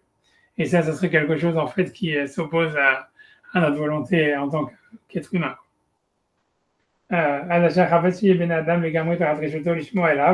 on va dire donc un homme, il aurait une tendance à vouloir avoir le pouvoir d'annuler les décrets d'Hachem. Et donc ça, c'est ce qu'il dit, ça c'est Malchut Zadon, Nikra. C'est la royauté, une royauté Zadon, je ne sais pas ce qu'il veut dire, opposante. Ça serait une volonté d'opposition à Hachem. C'est l'homme, il sent la royauté d'Hachem comme une opposition à sa propre royauté. Et donc ça serait Malchut Zadon, parce qu'il va expliquer que ces quatre choses, c'est ces quatre choses qui sont mentionnées dans la bénédiction de Sedoracha qui a été mis par Shmuel HaKatan pour maudire les minimes. Donc il veut dire c'est ces quatre aspects-là de ceux qui ont la haine de la religion, pour ces quatre raisons. Et donc je pense que c'est ça ce qu'il veut dire. Il venait chez Bezadon, parce que ça veut dire c'est par Zadon, ça veut dire par la volonté ou par la, je ne sais pas comment traduire, par la volonté ou Zadon, je ne sais pas, la volonté, on va juste traduire volonté, mais c'est plus que ça. Tu vois, c'est l'intentionnalité, le volontarisme. Ça veut dire par volontarisme, il veut régner sur le peuple. Ou la rote même Shala, etc. et vous montrer un pouvoir suprême chez Tzrikim le Kabel Gezerotav, que tout le monde doit recevoir ces décrets, même ce qui est contre les décrets d'Hachem qui sont bénis. Ben Zadon lève yotermisé, donc il n'y a pas de volontarisme, on va dire, plus dans le cœur plus grand que ça. Moi, chez Assou Malchim Arbe, qu'on retrouve ça chez beaucoup de rois. Ils ont fait des décrets sur Israël contre leur religion. La rote même juste pour montrer que c'était eux qui avaient le pouvoir. Moshe Assou Nebuchadnezzar Hanania Michel Vazaria, comme il a fait Nabucodonosor quand il a envoyé Hanania Michel Vazaria dans le feu. Antiochus, Racha, chez Gazal Israël, chez le Torah, et Antiochus, le Racha qui avait fait des décrets sur Israël qui ne fasse pas la Torah, c'était juste pour montrer qu'il avait le pouvoir. Donc, même quand même, l'Achim chez Gazgul Avir, Otam Aladat, et plusieurs rois qui ont fait des décrets, comme j'imagine Néron, des empereurs romains, etc., qui faisaient des décrets juste pour dire que voilà, moi je suis plus fort que Dieu. Ben, ça fait que j'ai assousé Bishvil qui a Shmirat Adat. La raison pour laquelle ils ont fait ça, c'est parce que chez Exat Melech Elion, qui était donc le fait de garder les décrets divins, Motse Ben Adam, Yashut Melech Basar Badam, c'était donc quelque chose qui limitait leur pouvoir à eux. Comme on l'a expliqué, même Shalak de là, ils voulaient montrer que leur pouvoir était grand, jusqu'à ce qu'il fallait écouter leurs décrets à eux, ou le Vatel Exat Melech Olam, et annuler les décrets du roi du monde. Okay. Voilà, j'ai arrêté là, donc voilà, moi on reprendra après. Alors, moi, je vais Shabbat Shalom et que des bonnes choses et quoi d'autre encore. Et voilà, et bon jeune normalement. Shabbat Shalom comme tout, bon jeune. Que des bonnes choses. Donc lundi, à lundi. À lundi, vers déjà. Allez,